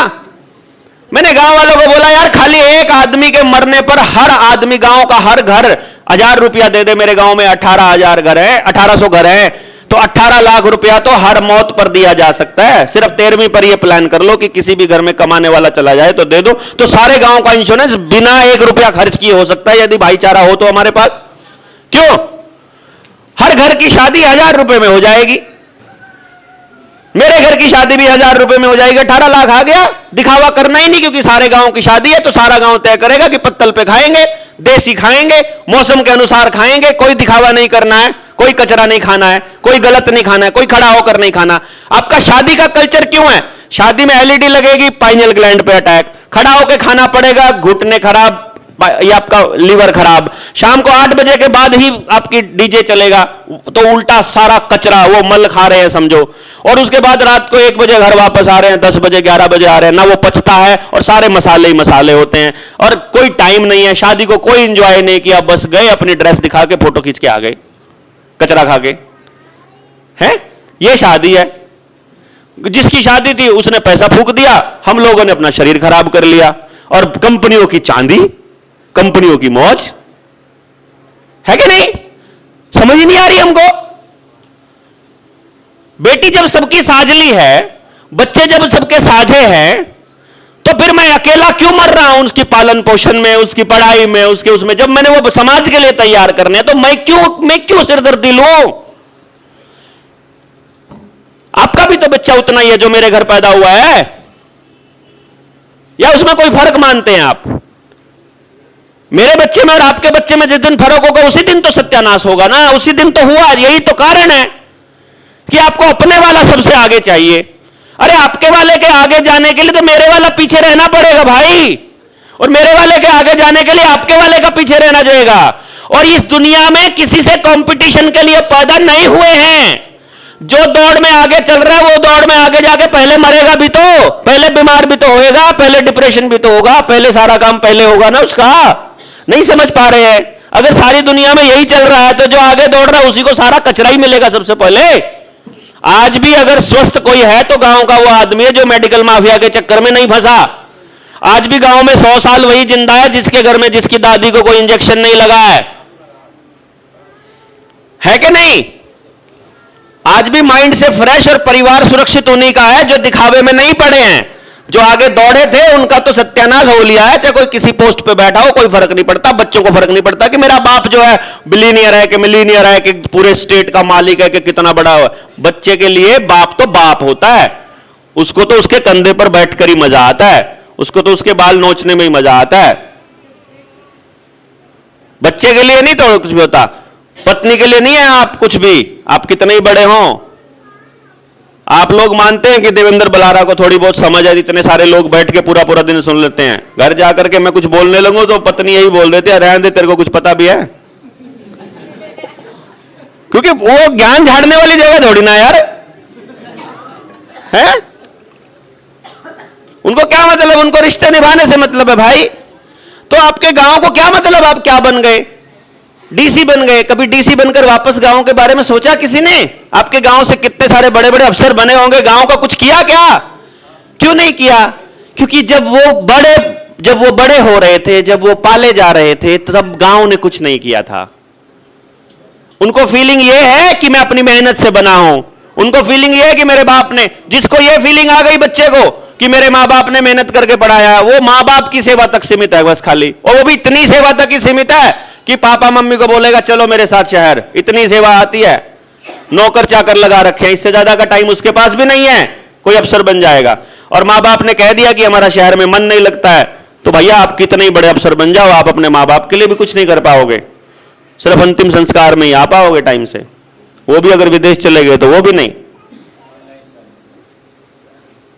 बताओ ये हो रहा है कि नहीं हो रहा है? मैं तुझे सिर्फ ये बताओ, जिस बच्चे को ये लग गया कि मां बाप ने पढ़ाया वो मां बाप की सेवा तक सीमित है, जिस बच्चे को ये लग गया मैं अपनी मेहनत से पढ़ा हूं, वो मां बाप को भी नहीं पूछता फिर, है कि नहीं? समाज को तो जाओ भाड़ में, उसको कोई फर्क ही नहीं पड़ रहा है। तो अल्टीमेटली क्या हो रहा है कि हम एक ऐसे दिशा भ्रम में हैं, हमें लग रहा है कि हम सही जा रहे हैं, लेकिन मुझे दिखाई नहीं दे रहा है कि हम सही जा रहे हैं। अगर बीमारियां बढ़ रही हैं, अगर डिप्रेशन बढ़ रहा है, अगर परिवार टूट रहे हैं, अगर अपराध बढ़ रहा है, अगर न्याय नहीं मिल रहा है, अगर लठ ज्यादा बज रहे हैं, कर्जा बढ़ रहा है, अगर पेस्टिसाइड्स बढ़ रहे हैं, कंपनियां बढ़ रही हैं, भाईचारा घट रहा है, समाज टूट रहा है, गांव टूट रहा है, परंपराएं खत्म हो रही हैं, तो भाई हम गलत रास्ते पर हैं। बैठिए, एक बार चर्चा कीजिए, देखिए, जड़ तक जाने की कोशिश कीजिए और सत्य पे जाने की कोशिश कीजिए। और सत्य की केवल एक पहचान, वो किसी का अहित नहीं कर सकता। गांव में कीड़े का, मकोड़े का, केंचुए का, बकरे का, गाय का, खेत का, खलिहान का, जंगल का, पेड़ का, आदमी का, जाट का, चमार का, ब्राह्मण का, राजपूत का, तेली का, धोबी का, गरीब का, अमीर का, काले का, गोरे का, लंबे का, नाटे का, किसी का भी, स्त्री का, पुरुष का, किसी का भी अहित नहीं कर सकता। तो एक एक करके एक एक प्रॉब्लम पर चर्चा करेंगे। जिस दिन चर्चा करने लगे उस दिन आपको यह पता चलेगा कि ये सारी की सारी प्रॉब्लम्स सब धागे की तरह, माला के मोतियों की तरह एक दूसरे से जुड़ी हुई हैं। आप इस बीच में से एक चीज निकाल दोगे तो खत्म हो जाएगी। इसलिए अगर मैं शिक्षा सुधारने जाऊंगा और सामने बीमार पड़ा है, नहीं ठीक कर सकता, उधर से खाने को खराब आ रहा है किसान के खेत से पेस्टिसाइड वाला, तो मैं ठीक नहीं ही नहीं सकता। तो ठीक उगाएगा नहीं किसान तो ठीक खा नहीं सकते, ठीक खाएंगे नहीं तो हेल्दी रह नहीं सकते, हेल्दी नहीं रह सकते तो पढ़ाई नहीं कर सकते, एजुकेशन नहीं चल सकती। और अगर ढंग की पढ़ाई नहीं पढ़ी तो अच्छे नेता नहीं बन सकते, अच्छे नेता नहीं बन सकते तो अच्छे धर्म की तरफ नहीं लेके जा सकते। तो अल्टीमेटली आप किसी चीज को छोड़ सकते हो क्या? छोड़ ही नहीं सकते हो भाई। इसलिए रिस्क लिया हमने, ये रिस्क है जिस रिस्क के लिए यहां बैठे हैं। It's the biggest risk of life. वो क्या कि 10 साल भौंके तो 10 साल बाद कोई हमसे पूछ लेगा क्या बदला तुमने, क्या कर लिया तुमने, क्या कर लेंगे हम भाई। मैं तो अभी छोड़ सकता हूं, मैं आसक्त नहीं हूं, मैं किसी चीज के ऊपर निर्भर नहीं हूं। ना मुझे गाड़ी में चलने का शौक है, ना मुझे मोबाइल इस्तेमाल करने का शौक है, ना मुझे ना लोग, मतलब मुझे एक्चुअली पैसे की जरूरत नहीं, मुझे किसी को दिखाने की जरूरत नहीं, मैं ये सब चीजों से हो लिया मुक्त। तो मैं आसक्त नहीं। पर देखो ना कैसे मजबूरी में लगे पड़े हैं बोलने, कैसे लगे पड़े हैं मजबूरी में, ट्रैवल भी करना पड़ रहा है, बोलना भी पड़ रहा है। मैं चुप होना चाहता हूं लेकिन चुप हो नहीं पा रहा, क्योंकि बोलने वाले और है नहीं दूसरे, उनको कोई सुन नहीं रहा है। तो चलो हम तो बोल तो रहे हैं, बता तो रहे हैं, अब आप नहीं समझे भैया तो हमारी गलती, हम समझा नहीं पाए, यही कहेंगे। देखो मैं, क्योंकि जब मैं स्कूल में बोलता हूं कि बच्चे को अगर बात समझ में नहीं आ रही है तो टीचर गलत है, बच्चा गलत नहीं हो सकता। वैसे आप बच्चे नहीं हो, आप ग्रोन अप पीपल हो, समझ तो आपको आ रही है, यहां तक आते नहीं अदरवाइज आप। पहली बात तो आप आके 3 दिन का रिस्क लिया आपने कि 3 दिन अपने खराब करेंगे इन लोगों के कहने से, तो इसका मतलब है कुछ ना कुछ चीजें तो समझ में आई हुई है, उम्मीद भी है। वहां गड़बड़ हो जाएगी जहां आपको लगेगा कि उम्मीद को पूरे ये लोग करेंगे, गड़बड़ वहीं से चालू होती है। क्योंकि छत्तीसगढ़ की प्रॉब्लम्स छत्तीसगढ़ का आदमी जानता है, रायपुर की प्रॉब्लम रायपुर का आदमी जानता है, और पास के गांव की प्रॉब्लम पास का आदमी जानता है, और आदिवासी की प्रॉब्लम आदिवासी जानता है। और जिस आदमी को प्रॉब्लम पता है उसे सोल्यूशन भी पता है। मैं आपको बताऊं कमाल की बात, गली में एक झगड़ा है दो जनों का, अब जज को थोड़ी पता है यार कि प्रॉब्लम क्या है? वो तो जो लिखा हुआ है, जो सबूत दिखाई दे रहा है, उसके हिसाब से पढ़ के थोड़ा अंदाजा लगा लेगा, थोड़ा दिमाग लगा लेगा कि मेरे घर में, मेरे बचपन में, मेरे पड़ोस में भी लड़ाइयां होती थी, ऐसी लड़ाई होगी ये भी, ऐसी सोचेगा वो। पुलिस वाला भी ऐसे सोचेगा। असली प्रॉब्लम किसको पता है? अब ये थोड़ी किसी को पता है कि दोनों औरतों की लड़ाई इस बात पे थी कि उसको जलन हो रही थी कि उसने रात को नई साड़ी पहन रखी थी, मुझे दिखाई नहीं पहले, इसलिए लड़ाई हो रखी है नाली पे। है? ये प्रॉब्लम तो सिर्फ उसको मालूम है ना जो लड़ रहा है कि समाधान क्या है। वो तो दिख रहा है जो लड़ाई है, असली लड़ाई तो कुछ और है भैया। तो प्रॉब्लम जिसकी है उसको ऑलरेडी सॉल्यूशन पता है, सिर्फ दिक्कत यह है कि वो उस सॉल्यूशन के लिए कुछ करने के लिए निकल नहीं रहा। और अगर निकल रहा है तो वो ये उम्मीद कर रहा है कि मेरे एक बार समझाते ही मान जाए, क्योंकि मैं तो इनकी प्रॉब्लम सॉल्व करने के लिए निकल रहा हूं, क्योंकि उसको ये अहंकार है कि मैं इनके लिए करने के लिए चला हूं, क्योंकि वो ये साबित करना चाह रहा है कि तुमसे ज्यादा समझदार हूं, तुमसे ज्यादा जानता हूं, और तुम्हारी ये हालत खराब है तो मैं तुमको बता रहा हूं तुम ऐसा करो। और सामने वाले के भी अंदर भी तो ईगो है, वो कैसे मान लेगा कि तुम हमसे ज्यादा समझदार हो? वो क्यों तुम्हारे कहने से चले भैया? नहीं समझे? ये प्रॉब्लम्स क्यों आ रही है कि आपके कहने से कोई चल नहीं रहा? क्योंकि आप ऐसा फील करा देते हो सामने वाले को कि मेरे कहने से चल। होता है कि नहीं? आप बताओ, कई बच्चे आपको ऐसा मिलेंगे कि मेरे को पढ़ने के लिए बोलोगे ना, मेरा पढ़ने का मन नहीं करता है, मैं अपने आप पढ़ लूंगा। होता है कि नहीं होता है? घर में पति भी बोलेगा कई बार पत्नी को, मेरे तो बोला टोका मत कर। अब जाके पत्नी को ना एक बार जाकर किचन में जब वो रोटी बना रही हो तो एक बार खड़े होकर के ऐसे देखने लग जाओ उसके रोटी की तरफ, ये थोड़ी टेढ़ी हो गई है, रोटी सीधी सीधी करो।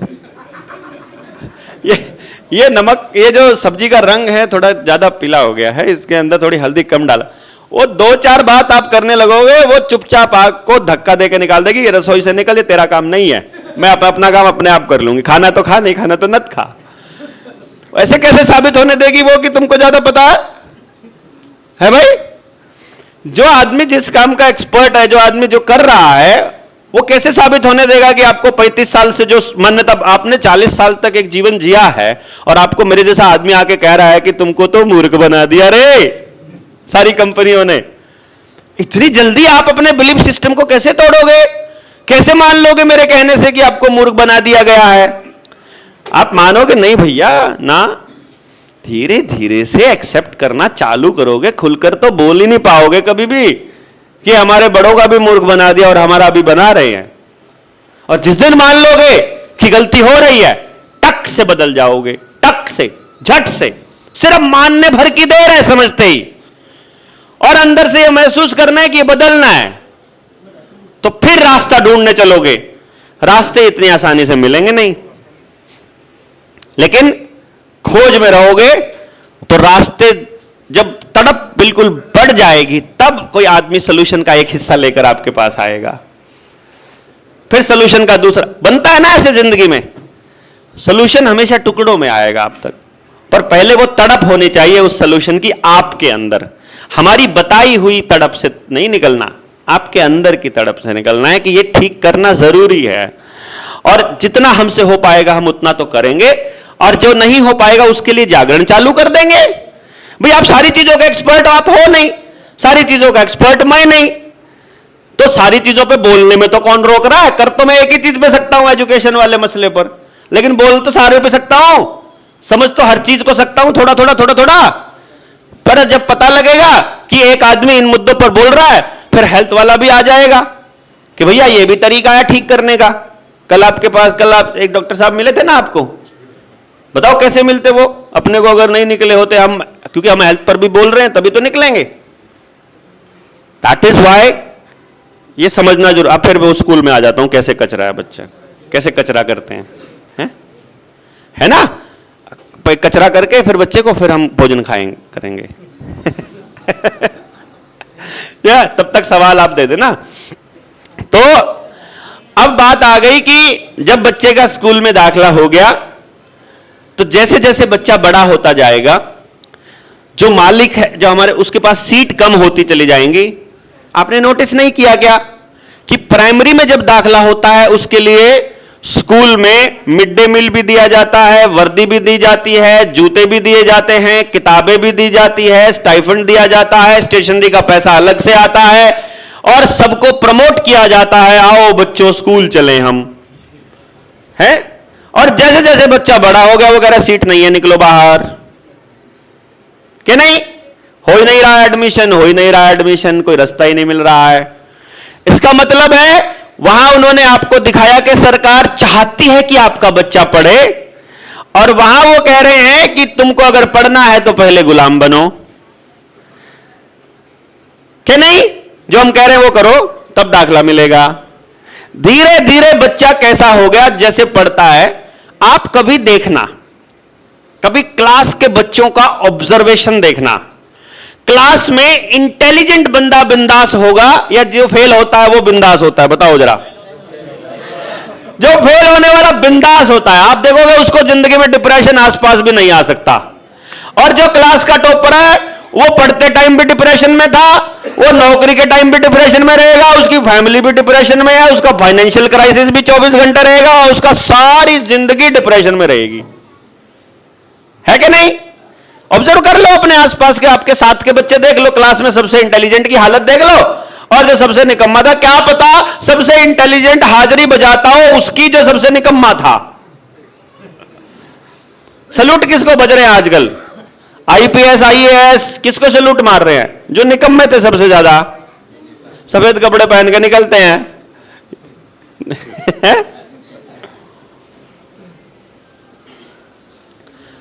अब मुझे यह बताओ कि ये तो पता लग गया कि सबसे कम, जिसको निकम्मा कहा, मतलब मैं निकम्मा नहीं कह रहा हूं, जिसके सबसे कम नंबर आ रहे थे वो बिंदास है, खुलकर बोल रहा है, भीतर की भड़ास निकाल रहा है और अपने परिवार को भी सब तरफ, वो अपनी फैमिली को भी मैनेज कर रहा है, दोस्तों को भी मैनेज कर रहा है, पार्टियां भी कर रहा है, घूम भी रहा है और बिंदास है, कोई टेंशन नहीं है उसको, है? और वो जो दूसरे वाला है वो कह रहा है क्या करें, मजबूरी है। फिर दूसरा ऑब्जर्वेशन आप देखो, प्राइमरी का बच्चा, हाई स्कूल का बच्चा, +2 का बच्चा, बीए का, बीटेक का, एमटेक का और फिर ऊपर हायर का, तो सबसे ज्यादा गर्दन झुकी हुई, रीढ़ की हड्डी मुड़ी हुई, हाथ कमर के पीछे इस पोजीशन में खड़ा हुआ आपको पहली क्लास वाला मिलेगा कि पीएचडी वाला मिलेगा? पीएचडी वाला सिलेंडर भी ढो रहा है, उसके बच्चों को भी पढ़ा रहा है, गाइड के बच्चों को भी, उसकी किताबें भी ढो रहा है, घर का सारा राशन लेके आ रहा है, अपने गांव से घी भी लेके देता है उसको, दूध भी लाता है, लस्सी भी लाता है, गन्ने भी लाता है, अनाज भी लाता है, सब लाता है, तब जाके पीएचडी पूरी हो रही है। और सर ये सर अपनी मर्जी से कुछ लिख नहीं सकता है, गाइड जो कहेगा वही लिखना पड़ेगा, वही बनानी पड़ेगी, वही रिजल्ट देने पड़ेंगे, अपनी कोई रिसर्च नहीं दे सकता। पढ़ाई अपने को डेवलप कर रही है या कचरा कर रही है? ये वाली पढ़ाई जीवन के लिए तैयार नहीं कर रही, रिश्तों के लिए तैयार नहीं कर रही, रिश्तों में कोई दिक्कत आ जाए उससे कैसे लड़ना है उसके लिए तैयार नहीं कर रही, समाज को ठीक कैसे रखना है, समाज की बुराइयों को दूर कैसे करना है उसको नहीं पढ़ा रही, क्राइसिस आ जाए, कोई लाइफ में डाउनफॉल हो जाए उसके लिए तैयार नहीं कर रही। जब वो आपको जिंदगी और समाज के लिए तैयार ही नहीं कर रही तो काहे को पढ़ा रहे हो इस एजुकेशन सिस्टम में? मुझे ये समझ नहीं आ रहा। अरे कम से कम 2 चीजें कर सकते हैं आज हम। पहले नंबर पर अपने बच्चे को ये बोल दो, जितने भी नंबर आते हैं भैया हम तुमसे प्यार इतना ही करेंगे, तुम हमारे बच्चे हो, अगर तुम्हारे लिए हम इससे अच्छा सिस्टम नहीं दे पाए तो गलती हमारी है। ये तो आप मान ही सकते ना अगर इस चक्कर में हमने अपने बच्चे को दबा रखा है, उसको पीस रखा है, तो उससे एक बार माफी तो मांग ही सकते हैं कि गलती हमारी है, हम तुमको ऐसा स्कूल, ऐसी शिक्षा नहीं दे पा रहे जो तुम्हें जिंदगी के लिए तैयार करे। पहले नंबर पर ये। दूसरे नंबर पर ट्राई करना है। मैंने अपने गांव के लोगों को बताया, 5-5 हजार रुपया महीना तुम किसी एजुकेशन में, इस एजुकेशन सिस्टम में किसी टीचर को दे रहे हो, किसी स्कूल को दे रहे हो। स्कूल को कितना दे रहे हो? कम से कम 5 हजार रुपया महीना तो खर्चा है ना प्राइवेट स्कूल का, जिसको अंग्रेजी माध्यम वाला स्कूल बोल रहे हो आप। 20 मां बाप 1 लाख रुपया महीने का दे रहे हैं, और जिस स्कूल में आपका बच्चा पढ़ रहा है उस स्कूल में मास्टर की तनख्वाह 5 हजार से स्टार्ट होकर 15 हजार तक जाती है। कोई एक्सपीरियंस टीचर है तो 20 हजार, मतलब 20 हजार है। मानते हो कि गलत कह रहा हूं कि ठीक? 10-10 हजार में बहुत बढ़िया मास्टर गलियों में फिरते हैं, ऐसे ही ले लो मास्टर, बेच सकते हो आराम से। टीचर्स को नौकरी, बीएड करो को नौकरी देने की बात करो, एक एजेंसी खोल लो, एडवर्टाइजमेंट दे दो, देखो कितने एप्लीकेशंस आएंगे कि मास्टर चाहिए। एक मांगो 1000 आएंगे। बढ़िया बढ़िया मास्टर छांट लो, जैसे सब्जी छांटते हैं ना, जैसे बैंगन छांटते हैं वैसे ही बैंगन छांट लो। और ये मास्टर किसी लायक नहीं है वैसे, लेकिन मैं ये कह रहा हूं आपको यही पढ़ाना है तो अपने को अपने मास्टर तैयार करने पड़ेंगे। वो एजुकेशन सिस्टम अपने पास है कि हम हर बच्चे को उसके हुनर वाला एजुकेशन सिस्टम दे सकते हैं, बशर्ते कि आप में से लोग तैयार हों। उसमें से हम नहीं देंगे। हमारे पास टेक्नोलॉजी है, तकनीक है, बताएंगे, गाइड करेंगे, 24 घंटे साथ रहने वाला सिस्टम डेवलप करेंगे और आपके बच्चों को 100% एम्प्लॉयमेंट वाला एजुकेशन सिस्टम का दर्जा दे देंगे। हर गांव के हर बच्चे को मिलेगा, उसमें छोड़ना किसी को नहीं है। ये हम कर लेंगे, परंतु पहले यही पढ़ाना है। जब तक वो नहीं बन जाता है यही पढ़ाना है। तो इसी 1 लाख रुपए में 20 मां बाप 10-10 हजार वाले 10 मास्टर ला सकते हैं। 2 बच्चों पे 1 मास्टर बैठ सकता है। अभी आपका बच्चा 50 बच्चों पे 1 मास्टर है ना, जिस स्कूल में पढ़ता है 50 बच्चों की क्लास है ना, अब 10 मास्टर आ सकते हैं इस 1 लाख में, जो दे रहे हो उतने रुपए में बस खाली। क्यों जी? मतलब हेल्थ का अलग, हेल्थ एक्सपर्ट अलग, एजुकेशन हमारे में से ही आयुर्वेद सिखाने वाले भी मिल जाएंगे, हमारे में से नाड़ी वैद्य मिल जाएंगे, हमारे में से मतलब वो पढ़ाई के अलावा जिंदगी की दूसरी चीजें सिखाने वाले हमारे में से ही मिल जाएंगे। और उनको आप सहयोग रूप में 5 हजार भी दोगे चलेगा, 10 हजार भी दोगे चलेगा, और वैसे ही बुलाओगे फ्री भी आ जाएंगे अपने वाले साथी। तो हम कौन सा दिहाड़ी ले रहे हैं आपको बताने समझाने का, है कि नहीं? बताओ आप। 20-20 मां बाप भी अगर ऐसा बना लें, और अगर 30-30 बना लेंगे तो ये और डाउन चला जाएगा खर्चा। और अगर 50 लोग मिलकर कर लेंगे और डाउन चला जाएगा, 100 लोग कर लेंगे और डाउन चला जाएगा खर्चा। मात्र 100 रुपए महीने में आप ऐसे ऐसे मास्टर ऐसे इतने ले सकते हो कि 5-5 बच्चों पे 1 मास्टर बैठा हो। क्या दिक्कत, सारा गांव लग के। लेकिन इससे कुछ होने वाला नहीं, क्योंकि फिर वो कंपटीशन वाली बात। तैयार तो बच्चे को जिंदगी के लिए करना है ना, पैरेलल में दूसरे लोग ढूंढने चालू कर सकते हैं। बहुत आसान है, खाली करना इतना है कि अपने जीवन का कुछ समय, अपने दिन का कुछ समय इस मिशन पर लगाना है कि ढूंढो समाधान, ढूंढो समाधान वाले व्यक्ति, ढूंढो समाधान वाली किताबें, ढूंढो समाधान वाले आर्टिकल, ढूंढो समाधान वाले ग्रुप, ढूंढो, जाकर उनसे बैठकर बात करो, चर्चाएं करो। यह इतना आसान नहीं है, पर यह आवश्यक है और यह फुल प्रूफ है। फुल प्रूफ, क्योंकि शिक्षा मां बाप का विषय नहीं है, धंधे का विषय नहीं है, बिजनेस का काम नहीं है। शिक्षा समाज का विषय है। समाज तय करेगा उसके बच्चे क्या पढ़ेंगे और बड़े होकर समाज में क्या योगदान देंगे। समाज तय करेगा एक भी बच्चा भूखा ना रहे। समाज तय करेगा एक भी बच्चा बेरोजगार ना हो। समाज तय करेगा एक भी बच्चा अगर नहीं कुछ काम करना चाहता उसकी रोटी तय हो। समाज तय करेगा इंसान होने के लिए जो उसको इज्जत मिलनी चाहिए वो तो मिले कम से कम। समाज तय करेगा कि अपराध ना हो। पुलिस तय नहीं कर सकती, कोर्ट तय नहीं कर सकती, बाहर की एजेंसीज तय नहीं कर सकती। गांव के लेवल पे समझना समझाना आसान है। कोई भी व्यक्ति अपनी जगह पर कभी क्राइम नहीं करता है। आप लगा लो अंदाजा, पड़ोस में आप चोरी कभी नहीं करोगे, बाहर कर लोगे। क्यों? रिश्वत आप अपने चाचा ताऊ से लेके दिखाओ, ले सकते हो क्या? गांव वालों से आप रिश्वत नहीं ले सकते, इसीलिए आपको गांव में ड्यूटी नहीं दी जाती। गांव वाला अगर आपके साथ टच में रहेगा तो आप अपराध नहीं करोगे, आप समाज को तोड़ने का कोई काम नहीं करोगे। इसीलिए आपको नौकरी गांव में नहीं दी जाती है कि यह आदमी गांव को तोड़ने का काम नहीं करेगा। यह गांव को तोड़ने का काम केवल दूसरे गांव में करेगा, क्योंकि वहां इसको कोई फर्क नहीं पड़ता, बच्चे पढ़े ना पढ़े, गांव टूटे टूटे बर्बाद हो सो कोई फर्क नहीं पड़ता। यह तो एक लाइन में पीछा छुड़ा सकता है, हम क्या करें जी, हम तो नौकर हैं, हम तो नौकरी करनी है। क्यों? इस डायलॉग में वो बच के निकल जाएगा अपने अपराध से। गांव में इस अपराध से बचकर नहीं निकल सकता इस डायलॉग से। नौकर से पहले तू गांव का बेटा है, यहां ये डायलॉग आ जाएगा।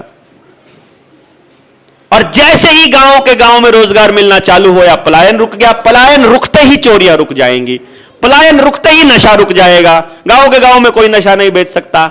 पलायन रुकते ही अपराध रुक जाएगा, पलायन रुकते ही रेप रुक जाएगा, पलायन रुकते ही कंपटीशन रुक जाएगा, पलायन रुकते ही कंपनियां खत्म हो जाएंगी। क्योंकि सुबह ड्यूटी पे जाने के लिए कोई मोटरसाइकिल नहीं चला रहा, कोई कार नहीं चला रहा, कोई नई ड्रेस नहीं लेके आ रहा, वो अपने घर के कपड़ों में ड्यूटी जा रहा है, नए जूते लाने की जरूरत नहीं है, चप्पलों में चला जा रहा है, वहां जाकर के नंगे पैर है, वो अपने लोगों के साथ जुड़ा हुआ है, खुश है, हैप्पी है, दवाइयां नहीं खर्च हो रही हैं, दिखाने का कोई सिस्टम ही नहीं है, उसको कोई टेंशन ही नहीं है, प्योर खाना मिल रहा है, शुद्ध खाना मिल रहा है और माहौल खुशनुमा हो रहा है और परिवार बच रहा है, तलाक के केस खत्म हो गए, अपराध खत्म हो गया, दिख रहा है, मुझे होता दिख रहा है। यदि केवल वो अपने गांव में आ जाए, विस्थापन खत्म हो जाएगा।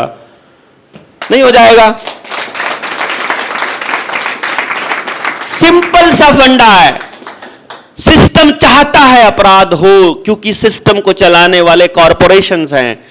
आपको यह नहीं देखना है कि उस पर्टिकुलर चीज का असर किस व्यक्ति पर पड़ रहा है।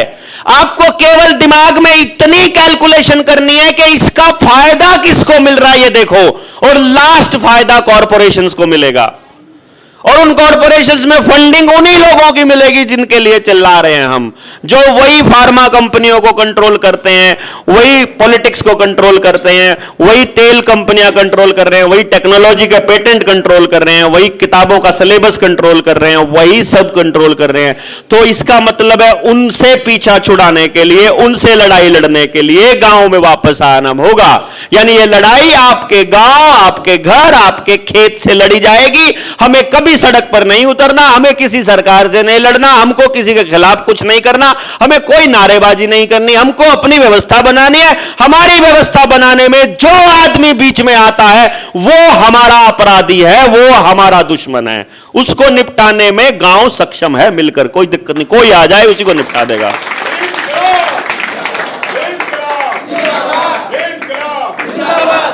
समझे ना? कुछ मुश्किल नहीं है, केवल समझ। सारी प्रॉब्लम ना समझी की है। आपको प्रॉब्लम इधर है, मुंह इधर कर रखा है आपका।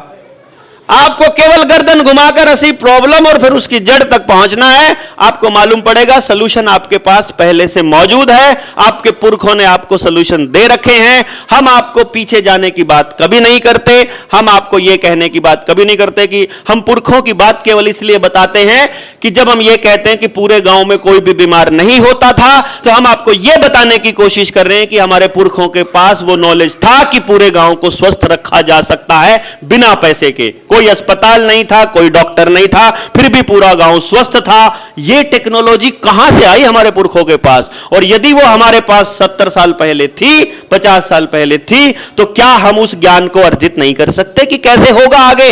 अगली जनरेशन बचा लो, इनके तो केमिकल बॉडी में चले गए, अगले तो बचा लो कम से कम।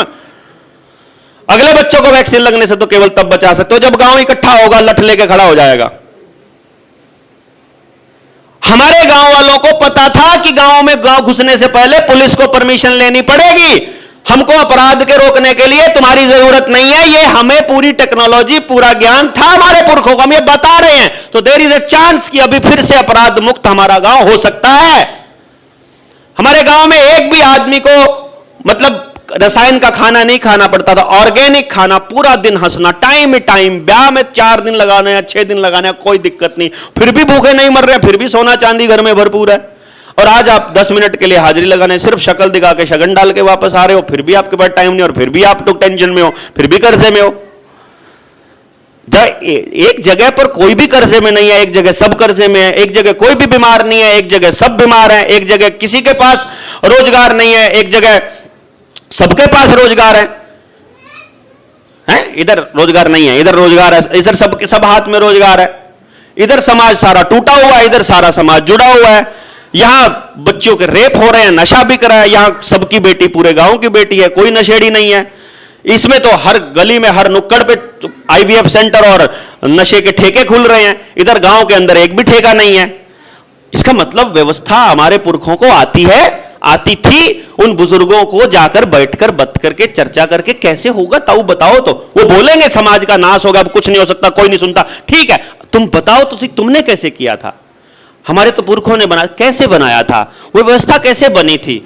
व्यवस्था कोई एक दिन में तो बनी नहीं होगी, ऐसा तो नहीं होगा कि जनता सरकार मोर्चा ने कह दिया और हो गया, ऐसा तो नहीं होगा कि हमने ऐलान कर दिया और हो गया, नहीं, बनाने के लिए हमारे बुजुर्गों ने गहन अध्ययन शोध किया होगा, और उस शोध में उस चर्चा में आदमी की जिसकी ड्यूटी लगाई होगी इस बात का ध्यान जरूर रखा गया होगा कि इस व्यक्ति को इस काम से व्यक्तिगत लाभ ना मिले, क्योंकि यदि इसको व्यक्तिगत लाभ मिलना चालू हो गया फिर सब मास्टर बनेंगे, सब पंचायती बनेंगे, सब डॉक्टर बनने चल पड़ेंगे। इसीलिए वैद्य को सम्मान बहुत मिलेगा, भूखा वो नहीं मरेगा, उसकी बेटी की शादी में पूरा गांव उसकी मदद करेगा, उसके घर में कुछ भी हो जाए, कोई भी दिक्कत हो जाए, पूरा गांव खड़ा होगा, लेकिन तुमको किसी के बीमार होने से पैसा नहीं मिलेगा। ठीक करना है तो फ्री में करना है, बाकी चीजें हमारी जिम्मेदारी है, हो जाएगा, क्या दिक्कत है? भाई आदमी काम किस लिए कर रहा है, उसको जरूरत है, तुम्हारी जरूरत का ठेका हम लेते हैं, बात खत्म, तुम सबको ठीक करो फ्री में, बात हमें नहीं पता कैसे करना है। वो बोलेगा ये जड़ी बूटी चाहिए, इस जड़ी बूटी के लिए जंगल चाहिए तो गौचरान भी चाहिए, तो फिर ये जंगल वापस लौट आएंगे, क्या दिक्कत है? और गाय भैंस होंगी तो सबको क्यों समरसिबल से पानी पिलाना है, अपना जोड़ खोद लो यार, सामूहिक जोड़ खोदना है, हमें कम लेना ही नहीं है इंडो इजराइल प्रोजेक्ट के तहत जोड़ की खुदाई सरकार से, हमें अपनी गली के लिए नहीं चाहिए भैया, पक्का नहीं करना हमको कच्चा चाहिए, क्योंकि जमीन से जुड़ने का रास्ता मिट्टी है, और नीचे जमीन में पानी मिट्टी के जरिए जा सकता है, सड़क में टाइलों में पक्के जगह पर नहीं जा सकता है। पक्के मकान में तो एसी लगाना पड़ेगा, कच्चे में तो वैसे ही रह सकते हैं। इसीलिए मोहनजोदाड़ो और हड़प्पा संस्कृति की ईंटें आपको मिलेंगी, आजकल का सीमेंट मिलेगा, बीच की सभ्यता का जिक्र नहीं मिलेगा, क्योंकि शायद हड़प्पा संस्कृति के अंदर हमारे लोगों को यह समझ में आ गया था कि पक्के मकान फायदेमंद नहीं होते हैं, उनको छोड़कर बीच के 3000 साल हमारे पुरखे कच्चे मकानों में इसलिए रहे थे कि जब वो टूटे तो सारा मिट्टी में मिलकर पर्यावरण को जीरो नुकसान हो। और अब ये घर जब टूटेगा जहां हम बैठे हैं, जब ये गिरेगा, इसका एक एक आइटम जो भी इस्तेमाल हो रहा है, एक भी चीज दोबारा रीयूज नहीं हो सकती, दोबारा रिसाइकल नहीं हो सकती। ये पर्यावरण के ऊपर लानत है, बोझ है, कोड है, पूरी प्रकृति के ऊपर कोड है। ये सीमेंटेड, ये पूरा का पूरा जाल, ये जितने रोड्स हैं, ये कभी दोबारा मिट्टी में नहीं मिल पाएंगे। ये हमारे पुरखों ने समझ लिया था, इसीलिए गांव कच्चे रखे गए थे, इसीलिए वो पक्की जगह को छोड़कर ऐसी जगह गए जहां पानी अवेलेबल हो, जहां पानी ऊपर अवेलेबल हो, कुआं खोद के पानी पी लो, जितना चाहिए उतना निकाल लो। प्रकृति का विनाश नहीं करना है, दिखावट नहीं करनी है, हमको अंग्रेजों की मजबूरी को फैशन नहीं बनाना है। वहां सर्दी बहुत ज्यादा पड़ती है, 2-2 पैंट पहननी पड़ती है, इसीलिए वो नीचे उकड़ू बैठकर जंगल नहीं जा सकते। उनका हगने के लिए उनको आधी कुर्सी चाहिए मूतने के लिए, इसीलिए उनकी वो अंग्रेजी शीट होती है, उनकी वो मजबूरी है, उनको पलाथी मार के बैठने की आदत नहीं है, इसीलिए उनको कुर्सियां चाहिए होती है खाने के लिए भी, और उसको चाहिए, और क्योंकि वहां नमी रहती है तो उनके शरीर में वो जो बैक्टीरिया है और जो नमी है उसकी वजह से बीमारियों से बचने के लिए उनको इंजेक्शंस लगाने पड़ते हैं। भारत के अंदर वातावरण और भारत की जो खान पान और यहां का जो जलवायु है उसके लिए हमको नहीं जरूरत है उस चीज की जिसको आप फैशन कह रहे हो। बहुत सिंपल है भाई, उनकी मजबूरी को फैशन मत बनाओ, कैलकुलेट करो, इससे अच्छा रहता है कि इससे बुरा रहता है, ये पर्यावरण के नुकसान में है कि किसमें, तो पता चलेगा कि सरकारें चाहती हैं कि आपके बच्चे नशेड़ी रहें। मोबाइल से क्या नुकसान है आप सबको पता है, आपके बच्चों पे क्या असर पड़ता है, बताओ जरा। नहीं, डेमो तो की है, मैं ये कह रहा हूं जब आपका बच्चा देख रहा है, मैं शरीर की बात नहीं कर रहा हूं, जब आपका बच्चा देख रहा है, देखते हुए आपके बच्चे कितने नशेड़ी बन रहे हैं, यह आप पता है ना आपको। क्या आपको लगता है कि एक मोबाइल कंपनी को नहीं पता होगा कि स्क्रीन का क्या नुकसान है, क्या फायदा है? कंपनी को नहीं पता होगा क्या? और कंपनी को पता है तो क्या सरकार को नहीं पता होगा? इसका मतलब है कि प्लान करके आपके बच्चों को बर्बाद किया जा रहा है। नशा मुक्त, मतलब ये लोग आपको बेवकूफ बनाते हैं। कैसे बेवकूफ बनाते हैं कि नाजायज ठेके बंद कर दिए, अस्वीकृत ठेके, इलीगल ठेके बंद कर दिए। लीगल ठेके में तुम लोग अमृत बेचते हो, हैं? इलीगल कत्लखाने बंद कर दिए, गाय को काटने के जो वो थे ना, इलीगल कत्लखाने बंद किए। तो लीगल कत्लखाने में गाय पैदा कर रहे हो तुम। जो तुमने लाइसेंस दिया है कत्लखाना का, शराब के ठेके का, तंबाकू का, बीड़ी बनाने का, तुम बीड़ी बिकने को रोक लगा रहे हो, बनाने पे कह रहे हो रेवेन्यू मिलता है। दोगला कैरेक्टर नहीं समझ में आ रहा है। नेता गांव में आए तो जूता लठ उठा करके उससे पूछ नहीं सकते हैं हम कि हरामजादे तेरे को समझ नहीं है क्या इन बातों की कि इनसे हमारे बच्चे बर्बाद हो रहे हैं, है? और सब बैठे बैठे तमाशा देख रहे हैं और इंतजार कर रहे हैं कोई अवतार आएगा और वो बचाएगा। अरे भाई, बच्चे आपके बर्बाद हो रहे हैं, किसी और ने ठेका ले रखा है भाई उसको ठीक करने का।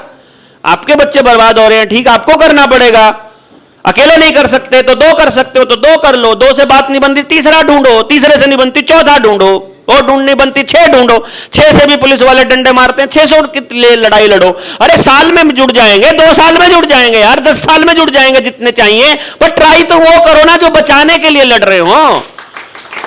फिर पीछे चलने वाली भीड़ भी अपने आप आ जाएगी, उसकी चिंता ना करो, उसकी चिंता करने की जरूरत नहीं। भीड़ तो आएगी, वो तो उसको भी तो बचाना है अपना बच्चा।